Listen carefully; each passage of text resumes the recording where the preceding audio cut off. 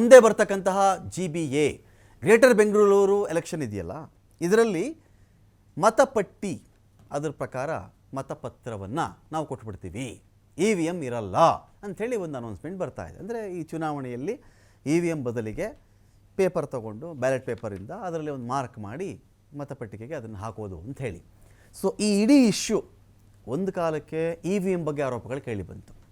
EVM ಸರಿ ಇಲ್ಲ, ಇದು ಹ್ಯಾಕ್ ಮಾಡಿಬಿಡ್ತಾರೆ, ಇದರಲ್ಲಿ ಮೋಸ ಮಾಡಿಬಿಡ್ತಾರೆ, ಯಾವ ಬಟನ್ ಒತ್ತಿದ್ರೂ ಯಾವುದೋ ಒಬ್ಬ ಪಾರ್ಟಿಗೆ ಓಟ್ ಬರುವಂತಹ ಒಂದಷ್ಟು ಟ್ಯಾಂಪರಿಂಗು ಅಲ್ಲಿ ನಡೆದಿರುತ್ತೆ.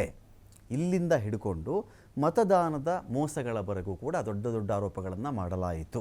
EVM ಆರೋಪ ಒಂದಾಯಿತು. ಇದೀಗ ಇನ್ಮೇಲೆ ಆರೋಪ ಯಾಕಬೇಕಪ್ಪ, ಎಲ್ಲರೂ ಮತಪತ್ರ ಅಂತ ಹೇಳ್ತಾ ಇದ್ರಲ್ಲ, ಈ ಚುನಾವಣೆ GBA ಎಲೆಕ್ಷನನ್ನು ಮತ್ತು ಗ್ರಾಮ ಪಂಚಾಯತ್ ಎಲೆಕ್ಷನನ್ನು ನಾವು ಮತಪತ್ರದ ಮೂಲಕನೇ ಮಾಡ್ತೀವಿ ನೋಡಿ ಅಂಥೇಳಿ ಒಂದು ಅನೌನ್ಸ್ಮೆಂಟ್ ಹೊರಬಂದಿದೆ. ಈ EVM ತೆಗೆದುಹಾಕಿ ಮತಪತ್ರವನ್ನು ಜಾರಿಗೆ ತಂದರು ಎಂಬಲ್ಲಿಗೆ ಈ ಚುನಾವಣಾ ಅಕ್ರಮಗಳಿಗೆ ಸಂಬಂಧಪಟ್ಟಂತೆ ಉದ್ಭವಿಸಿದಂತಹ ಎಲ್ಲ ಪ್ರಶ್ನೆಗಳಿಗೂ ಕೂಡ ಉತ್ತರ ಸಿಕ್ಕಿಯಾಯಿತಾ? ರಾಹುಲ್ ಗಾಂಧಿ ಆರೋಪಗಳು ಎಲ್ಲವಕ್ಕೂ ಕೂಡ ಇದು ಫುಲ್ ಸ್ಟಾಪ್ ಆಗಿಬಿಡುತ್ತಾ? ಮತ ಚೋರಿ, ಮತ ಕದಿಯುವಿಕೆ, ಒಂದೇ ಒಂದು ಬೆಡ್ರೂಮ್ ಇರ್ತಕ್ಕಂಥ ಮನೆ, ಆ ಮನೇಲಿ 80 ಜನಕ್ಕೆ ವಿಳಾಸ, ಇನ್ನೊಂದು ಕಡೆ 4-5 ಬೂತ್ಗಳಲ್ಲಿ ಆ ಎಲ್ಲ ಮತಪಟ್ಟಿಯಲ್ಲಿ ಒಬ್ಬರೇ ವ್ಯಕ್ತಿ ಹೆಸರು, ಎಲ್ಲ ಕಡೆ ಅವರೇ ವೋಟ್ ಮಾಡಿದ್ದಾರೆ, ಅದರ ವಿಡಿಯೋ ಕೊಡಿ ಅಂದರೆ ನಮಗೆ ಕೊಡ್ತಾ ಇಲ್ಲ, ಫುಟೇಜ್ ಕೊಡಿ ಅಂದರೆ ನಮಗೆ ಕೊಡ್ತಾ ಇಲ್ಲ. ಇಂಥ ಆರೋಪಗಳಾದಿಯಾಗಿ ಯಾರದೋ ಮತವನ್ನು ಇನ್ಯಾರೋ ಡಿಲೀಷನ್ ಮಾಡಿಸ್ತಕ್ಕಂಥದ್ದು. ಬೆಳಗಿನ ಜಾವ 4 ಗಂಟೆಗೆ 4:15 ಎದ್ದುಬಿಟ್ಟು ಇಬ್ಬಿಬ್ಬರಿಗೆ ಅರ್ಜಿ ಹಾಕಿ ಡಿಲೀಷನ್ ಮಾಡಿಸ್ಬಿಟ್ಟಿದ್ದಾರೆ, 500 ರೂಪಾಯಿಗೆಲ್ಲ ಡಿಲೀಟ್ ಮಾಡಿಬಿಟ್ಟಿದ್ದಾರೆ ಎನ್ನುವುದರಿಂದ ಹಿಡಿದು ಆಳಂದ, ಇನ್ನೊಂದು ಕಡೆ ಮಹಾರಾಷ್ಟ್ರದ ಒಂದಷ್ಟು ಪ್ರದೇಶಗಳು, ಬೇರೆ ಬೇರೆ ಕಡೆ ಪ್ರದೇಶಗಳು, ಇಲ್ಲೆಲ್ಲ ಚುನಾವಣಾ ಅಕ್ರಮಗಳು ನಡೀತಲ್ಲ. ಈ ಚುನಾವಣಾ ಅಕ್ರಮದ ಕೇಂದ್ರ ಬಿಂದು ಅಂತ ಹೇಳಿದ್ರೆ ಅದು ಬರೀ EVM ಮಾತ್ರನ? EVM ಆಚೆಗಿನ ಅಕ್ರಮಗಳ ಬಗ್ಗೆ ಆರೋಪಿಸಲಾಗಿತ್ತಲ್ಲ, ಇದಕ್ಕೂ ಮತಪತ್ರ ಸಲ್ಯೂಷನ್ ಆಗಬಲ್ಲದ? ಈ ನಾವೀಗ ಮತಪತ್ರ ಬಳಸ್ತಾ ಇದ್ದೀವಪ್ಪ ಎಂದು ತಕ್ಷಣವೇ ಎಲ್ಲ ಪಕ್ಷಗಳು ಸರ್ವಾನುಮತದಿಂದ ಇನ್ಮೇಲೆ ಚುನಾವಣಾ ಅಕ್ರಮಗಳ ಬಗ್ಗೆ ಸೊಲ್ಲೆತ್ತಬಾರ್ದಾ? ನಾನಪ್ಪ EVM ಅಂತ ಹೇಳ್ತಾ ಇದ್ರು, EVM ಮೋಸದಿಂದ ಗೆದ್ದುಬಿಟ್ರು ಅಂತ ಹೇಳ್ತಾ ಇದ್ರು, ಬಂತಾರ ಮತಪತ್ರ, ಈಗ ಸೋತ್ರಲ್ಲಪ್ಪ, ಈಗಾದ್ರೂ ಬುದ್ಧಿ ಬಂತೇನರಪ್ಪ ಇವ್ರಿಗೆ, ಈ ಥರ ಹೇಳಬಹುದಾ? ಎಲ್ಲ ವಿಚಾರಕ್ಕೆ ಸಂಬಂಧಪಟ್ಟಂತೆ ಡಿಬೇಟ್ ಸ್ಟಾರ್ಟ್ ಮಾಡ್ತಾ ಇದ್ದೀನಿ. ಪಾಲ್ಗೊಳ್ಳೋದಕ್ಕೆ ನಮ್ಮೊಂದಿಗೆ ರಘು ದೊಡ್ಡೇರಿ ಇದ್ದಾರೆ, ಕಾಂಗ್ರೆಸ್ನ ವಕ್ತಾರರು. ಸ್ವಾಗತ ರಘು. ನಮಸ್ಕಾರ. ಡಿಬೇಟ್ಗೆ ಡಾಕ್ಟರ್ ದಿನೇಶ್ ಯರೋಹಳ್ಳಿ ಇದ್ದಾರೆ. ದಿನೇಶ್, ಸ್ವಾಗತ ನಿಮಗೆ ಒಂದು ಡಿಬೇಟ್ಗೆ. ಇನ್ನು ಉತ್ಕರ್ಷ್ ಇದ್ದಾರೆ, BJP ವಕ್ತಾರರು. ಸ್ವಾಗತ ಉತ್ಕರ್ಷ್ ತಮಗೆ ಒಂದು ಡಿಬೇಟ್ಗೆ. ಈಗ ರಘು, ಈ ಒಂದು ವಿಚಾರದಲ್ಲಿ ಚೆಕ್ ಮಾಡಿಕೊಂಡಾಗ EVM ಬಗ್ಗೆ ಆರಂಭದಲ್ಲಿ ನಿಮಗಿನ್ನೂ ಏನು ತಕರಾರು ಎತ್ತಬೇಕು ಅಂತ ಗೊತ್ತಿಲ್ಲದ ಕಾಲದಲ್ಲಿ ಈ ಮತ ಚೋರಿ ಇದ್ರ ಬಗ್ಗೆ ವೆರಿಫಿಕೇಷನ್ಸು, ಅವರೊಂದು 8 ಅಡಿ 10 ಅಡಿದು ಡಾಕ್ಯುಮೆಂಟ್ಗಳು ಕೊಟ್ಟಾಗ ಅದಕ್ಕಿಂತ ಮುಂಚೆ ಕಾಲಘಟ್ಟದಲ್ಲಿ ಕಾಂಗ್ರೆಸ್ನವ್ರ ಆರೋಪ ಏನು ಅಂತ ಹೇಳಿದ್ರೆ EVM ಸರಿ ಇಲ್ಲ ರೀ, ಮೋಸ ಮಾಡಿಬಿಡ್ತಾರೆ EVM. ಆ ಕಾಲ ಚೆನ್ನಾಗಿತ್ತು, ಶಿಲಾಯುಗದಲ್ಲಿ ಮತಪತ್ರ ಬಂದ್ಬಿಟ್ರೆ ಚೆನ್ನಾಗಿತ್ತು ಅಂತಾರಲ್ಲ, ಶಿಲಾಯುಗ, ಹಳೆ ಯುಗ, ಹಳೆ ಕಾಲ ಅದ್ಭುತವಾಗಿತ್ತು, ಅದು ಈಗೆಲ್ಲ ಮೋಸ ಮಾಡಿಬಿಟ್ರು ಅಂತ ನೀವು ಆರೋಪ ಮಾಡ್ತಾ ಇದ್ದೀರಿ. ಈಗ GB ಏನು ಹೇಳ್ತಾ ಇದೆ, ಇಲ್ಲಪ್ಪ ಇನ್ಮೇಲೆ ನಾನು EVM ಎಲೆಕ್ಷನ್ ನಡೆಸಲ್ಲ, ಮತಪತ್ರದಿಂದ ಎಲೆಕ್ಷನ್ ಮಾಡಿಬಿಡ್ತೀನಿ ಅಂತ ಹೇಳ್ತಾ ಇದ್ದಾರಲ್ಲ, ಇದು ಓಕೆ ನಿಮಗೀಗ? ನೋಡಿ ರಮಕಾಂತ್, ಯಾಕೆ ಈ ವಿಚಾರ ಮತ್ತು ಇಡೀ ದೇಶಾದ್ಯಂತ ಮತ್ತು ಪ್ರಪಂಚದಾದ್ಯಂತ ಒಂದು ಅಪನಂಬಿಕೆ ಭಾರತದ ಡೆಮೋಕ್ರೆಟಿಕ್ ಸಿಸ್ಟಮ್ ಮೇಲೆ ಬಂದಿದೆ ಅಂತ ಹೇಳಿದ್ರೆ, ಭಾರತದ ಯಾವುದೇ ಒಂದು ಡೆಮೋಕ್ರೆಟಿಕ್ ಸಿಸ್ಟಮ್ ಇರ್ತಕ್ಕಂಥ ಕಾನ್ಸ್ಟಿಟ್ಯೂಷನಲ್ ಪವರ್ ಇರ್ತಕ್ಕಂಥ ಏನು ನಮ್ಮ ಇಡೀ ಪ್ರಪಂಚಕ್ಕೆ ನಮ್ಮ ದೇಶದ ಕೊಡುಗೆ ಏನು ಅಂತಂದ್ರೆ ಒಂದು ಡೆಮೋಕ್ರೆಟಿಕ್ ಸಿಸ್ಟಮ್. ಇಡೀ ಪ್ರಪಂಚ ಭಾರತವನ್ನು ಗೌರವಿಸದೆ ಒಂದು ಡೆಮೋಕ್ರೆಟಿಕ್ ಸಿಸ್ಟಮ್ ಇದೆ. ಆ ಡೆಮೋಕ್ರೆಟಿಕ್ ಸಿಸ್ಟಮ್ ಅಲ್ಲಿ ಅಡ್ಮಿನಿಸ್ಟ್ರೇಷನ್, ಜುಡಿಷರಿ ಮತ್ತು ಲೆಜಿಸ್ಲೇಷನ್ ಮೂರೂ ಇಡೀ ಪ್ರಪಂಚಕ್ಕೆ ಒಂದು ಮಾದರಿಯಾಗಿರ್ತಕ್ಕಂಥ 100 ವರ್ಷಗಳಿಂದ ಇರ್ತಕ್ಕಂಥ ಒಂದು ಇತಿಹಾಸವನ್ನ ಇಡೀ ಪ್ರಪಂಚ ನಮ್ಮನ್ನು ಅಕ್ಸೆಪ್ಟ್ ಮಾಡ್ಕೊಂಡು ನಮ್ಮನ್ನು ಗೌರವ ಕೊಡ್ತಿದ್ದು. ಬಟ್ ಇತ್ತೀಚಿನ ದಿನಗಳಲ್ಲಿ ಎಸ್ಪೆಷಲಿ ನರೇಂದ್ರ ಮೋದಿ ಅವರು ಬಂದ ನಂತರ 2014 ನಂತರ ಎಲ್ಲಾ ಕಾನ್ಸ್ಟಿಟ್ಯೂಷನಲ್ ಏಜೆನ್ಸಿಗಳು BJPಯ ಏನು ಮುಂಚೂಣಿ ಘಟಕಗಳ ರೀತಿ ವರ್ತಿಸ್ತಾ ಇದ್ದಾವೆ ಅಂತೇಳಿ ಇಡೀ ಪ್ರಪಂಚದಾದ್ಯಂತ ಏಜೆಂಟ್ ಆಗ್ಬಿಡ್ತು ಅಂತ. ಹೌದು, BJPಯ ಮುಂಚೂಣಿ ಘಟಕ ಅದು ಏಜೆಂಟ್, ಅದು CBI ಇರ್ಬೋದು, ED ಇರ್ಬೋದು, ಎಲೆಕ್ಷನ್ ಕಮಿಷನ್ ಇರ್ಬೋದು. ಸೊ ಅವರು ನಡೆದುಕೊಳ್ತಕ್ಕಂಥ ನಡೆ ಇದೆಯಲ್ಲ, ಆ ನಡೆ ಭಾರತಕ್ಕೆ ಇಡೀ ಪ್ರಪಂಚ ಏನು ಗೌರವ ಕೊಡ್ತಾ ಇತ್ತಲ್ಲ, ನಮ್ಮನ್ನು ಅನುಮಾನಾಸ್ಪದವಾಗಿ ನೋಡುವಂಥ ಪ್ರಕ್ರಿಯೆ ಬರ್ತಾ ಇದೆ. ಯಾಕೆಂತ ಹೇಳಿದ್ರೆ, ಈಗ ಚುನಾವಣಾ ಆಯೋಗ ಕೇಳುತ್ತೆ, ನಾವು ಚುನಾವಣಾ ಆಯೋಗ ಕೇಳ್ತೀವಿ, ಈಗ ಪೊಲೀಸ್ ಡಿಪಾರ್ಟ್ಮೆಂಟ್ಗೆ ಹೋಗ್ಬಿಟ್ಟು ರೀ ನಿಮ್ಮ ಪೊಲೀಸ್ನವ್ರು ಸರಿಗಿಲ್ಲ ರೀ, ಅಥವಾ ಇವನು ಕಳ್ತನ ಮಾಡೋನೆ ನೋಡ್ರಿ ಅಂತ ಒಂದು ಕಂಪ್ಲೇಂಟ್ ಕೊಟ್ಟರೆ, ಇವನು ಯಾವುದೋ ಒಂದು ಹೆಣ್ಮಗಳು ಹೋಗ್ಬಿಟ್ಟು ಈಗ ನನಗೆ ತೊಂದರೆ ಕೊಟ್ಟ ಬಸ್ಸಲ್ಲಿ ಅಥವಾ ಹೊರಗಡೆ ಏನೋ ತೊಂದರೆ ಕೊಟ್ಟ, ನನಗೆ ಅಶ್ಲೀಲವಾಗಿ ಮಾತಾಡ್ದ ಅಥವಾ ಅಸಭ್ಯವಾಗಿ ನಡ್ಕೊಂಡ ಅಂತಂದ್ರೆ ಹೇಳ್ರಿ, ರಿಪೋರ್ಟ್ ತೋರಿಸಿ, ನೀವು ಕಂಪ್ಲೇಂಟ್ ಕೊಡಿ, CCTV ಕ್ಯಾಮ್ರಾ ಕೊಡಿ ಅಂತ ಕೇಳಿದ್ರೆ ಅದನ್ನ ಕಾನ್ಸ್ಟಿಟ್ಯೂಷನ್ ಅನ್ನಲ್ಲ, ಆ ದೇಶವನ್ನ ಒಂದು ಪ್ರಜಾಪ್ರಭುತ್ವ ವ್ಯವಸ್ಥೆ ಇದೆ ಅಂತ ಅನ್ನೋದಿಲ್ಲ. ಯಾಕೆ ಅಂತಂದ್ರೆ ಒಂದು ಹೆಣ್ಣಿಗೆ ಈ ದೇಶದಲ್ಲಿ ಇದೇಳ್ರಿ EVM ಬಂದ್ಬಿಟ್ಟು EVM ಗೆ ಬರ್ತಾ ಇದ್ದೀನಿ ನಾನು. EVM ಸೊ ಯಾಕೆ EVM ಅಂತಂದ್ರೆ EVM ಈ ಬಗ್ಗೆ ದೇಶದ ದೊಡ್ಡ ಮಟ್ಟದ ತಕರಾರು ಇದ್ದಿದ್ದು ಕಾಂಗ್ರೆಸ್ಗೆ ಅಲ್ಲ, ದೊಡ್ಡ ಮಟ್ಟ ಕಾಂಗ್ರೆಸ್ ಮಾತ್ರ ಅಲ್ಲ, ಈ ಬಿಜೆಪಿ ಒಂದನ್ನ ಬಿಟ್ಟು ಈಗ EVM ಬೇಡಪ್ಪ, GBAಗೆ ಮತಪತ್ರ. ಖುಷಿ ನಿಮ್ಗೆ ಇವತ್ತಿಂದ? ಖುಷಿ ಅಲ್ಲ, ನಾವೇ ಮಾಡಿರ್ತಕ್ಕಂಥದ್ದು. ಈ ಕಾನ್ಸ್ಟಿಟ್ಯೂಷನ್ ಅಲ್ಲಿ ಬಾಬಾ ಸಾಹೇಬ್ ಅಂಬೇಡ್ಕರ್ ಕೊಟ್ಟಿರ್ತಕ್ಕಂಥ ಸಂವಿಧಾನದಲ್ಲಿ ಅವಕಾಶ ಇರೋದನ್ನ ನಾವು ಮಾಡ್ತಾ ಇದ್ದೇವೆ.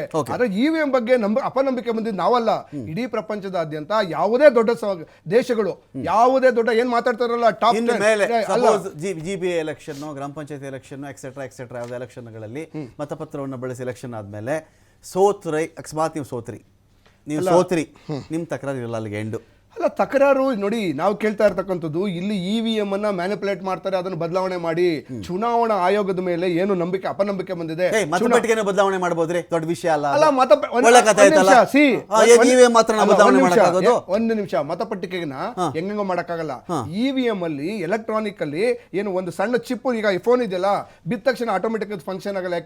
ಯಾಕೆಂದ್ರೆ ಒಂದು ಡಿವೈಸ್ ಅಲ್ಲಿ ಅದೊಂದು ಸ್ಟೋರೇಜ್ ಅಂತ ಇರುತ್ತೆ, ಆ ಸ್ಟೋರೇಜ್ ಜಸ್ಟ್ ಅಲ್ಲಾಡ್ಸಿದ್ರೆ ಸಾಕು, ಅದು ಫಂಕ್ಷನ್ ಮಾಡೋದಿಲ್ಲ. ಎಲೆಕ್ಟ್ರಾನಿಕ್ ಡಿವೈಸ್ಗಳು ಫಂಕ್ಷನ್ ಮಾಡೋ ರೀತಿ ಬೇರೆ.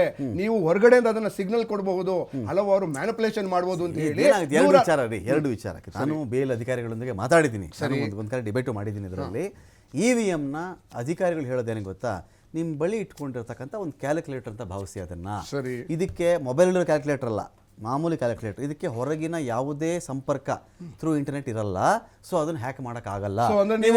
ಕ್ಯಾಲ್ಕುಲೇಟರ್ ನೀವು ಹ್ಯಾಕ್ ಮಾಡಕ್ ಆಗಲ್ಲ. ನಿಮ್ ಬಳಿ ಇರ್ತಕ್ಕಂಥ ಒಂದು ಕ್ಯಾಲ್ಕುಲೇಟರ್ ಹ್ಯಾಕ್ ಮಾಡಿ ತೋರಿಸ್ತೀನಿ. ಹಾಗಾದ್ರೆ ನಾಳೆ EVM ನಾನು ನಾಳೆ ತೋರಿಸ್ತೀನಿ, ನಾನೇ ಮಾಡಿ ತೋರಿಸ್ತೇನೆ. ಕ್ಯಾಲ್ಕುಲೇಟರ್ ಸುಪ್ರೀಂ ಕೋರ್ಟ್ ಅವರು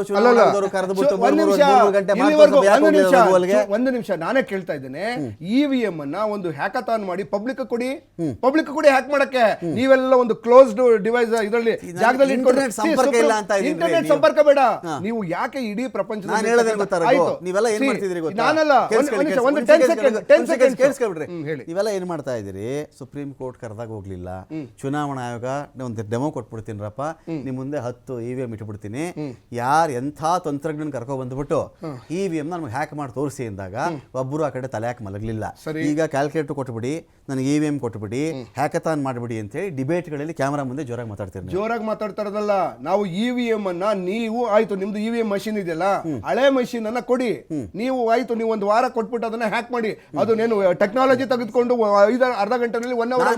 ಬಿಗಿನಿಂಗ್ ಒಂದು ಕ್ವಶನ್ ಕೇಳಿದೆ, ರಾಹುಲ್ ಗಾಂಧಿ ಮಾಡಿದಂತ ಮತಚೋರಿ ಆರೋಪಗಳಿಗೆ EVM ಬದಲಿಗೆ ಮತಪತ್ರ ಏಕೈಕ ಸೊಲ್ಯೂಷನ್ ಅಥವಾ ರಾಹುಲ್ ಗಾಂಧಿ ಮಾಡಿದ ಆರೋಪಗಳಲ್ಲಿ EVM ಕೂಡ ಒಂದು? ಅದು ನಿಮ್ಮ ರಾಹುಲ್ ಗಾಂಧಿ ಅವರು ಹೇಳಿರ್ತಕ್ಕಂಥ ಅಷ್ಟು ಅಪವಾದಗಳೇನಿದೆ ಬಿಜೆಪಿಯವರ ಮೇಲೆ ಮತ್ತೆ ಬಿಜೆಪಿಯ ಕಂಟ್ರೋಲ್ಡ್ ಎಲೆಕ್ಷನ್ ಕಮಿಷನ್ ಮೇಲೆ, ಅವೆಲ್ಲಷ್ಟೂ ಸೇರ್ಕೊಂಡಿದೆ. ಎಲೆಕ್ಷನ್ ಕಮಿಷನ್ ಮೇಲೆ ನಾವು 100 ಅಪವಾದ ಮಾಡಿದ್ವಿ. ಇದೇ ಏನು ಸುಪ್ರೀಂ ಕೋರ್ಟ್ ಹೋಗ್ಬಿಟ್ರು ಮಾತಾಡ್ತಾರೆ, ಸುಪ್ರೀಂ ಕೋರ್ಟ್ ಶೆಲ್ಟರ್ ತಗೊಳ್ಳೋದು. ಯಾಕೆಂದ್ರೆ ಸುಪ್ರೀಂ ಕೋರ್ಟ್ ಇವ್ರಿಗೆ ಬೇಕಾದ ಸುಪ್ರೀಂ ಕೋರ್ಟ್ ಜಡ್ಜ್ಗಳು ಇರ್ತಾರೆ. ಯಾಕೆಂದ್ರೆ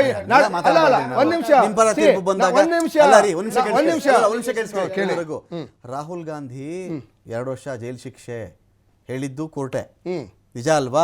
ಮನೆ ವಾಪಸ್ ಕಿತ್ಕೊಂಡ್ರು ಯಾರು? ರಾಹುಲ್ ಗಾಂಧಿ. ಹೌದು, ಎಲ್ಲ ಕಿತ್ಕೊಂಡ್ರು, ಸಂಸದ ಸ್ಥಾನ ಹೋಯ್ತು. ಹೌದು. ಅವಾಗ ಇನ್ನೊಂದ್ ಕಡೆ ಕೋರ್ಟ್ಗೆ ಹೋದಾಗ ಅದೇ ಕೋರ್ಟ್ ಇದು ತಪ್ಪು, ಇದಲ್ಲ ಅಂತ ಹೇಳಿದ್ದು ವಾಪಸ್ ಮನೆ ಬಂತು. ಅವಾಗ ಕೋರ್ಟ್ ಚೆನ್ನಾಗಿತ್ತು, ನಿಮಗೆ ಕೋರ್ಟ್ ಚೆನ್ನಾಗಿತ್ತು ಅವತ್ತು ನಿಮಗೆ. ಬಿಜೆಪಿ ಜಡ್ಜ್ಗಳು ಫೇವರ್ ತಗೊಂಡಿರ್ತಕ್ಕಂಥ ಬಿಜೆಪಿ ನೋಡಿ ಇದರಲ್ಲಿ ಉತ್ಕರ್ಷ್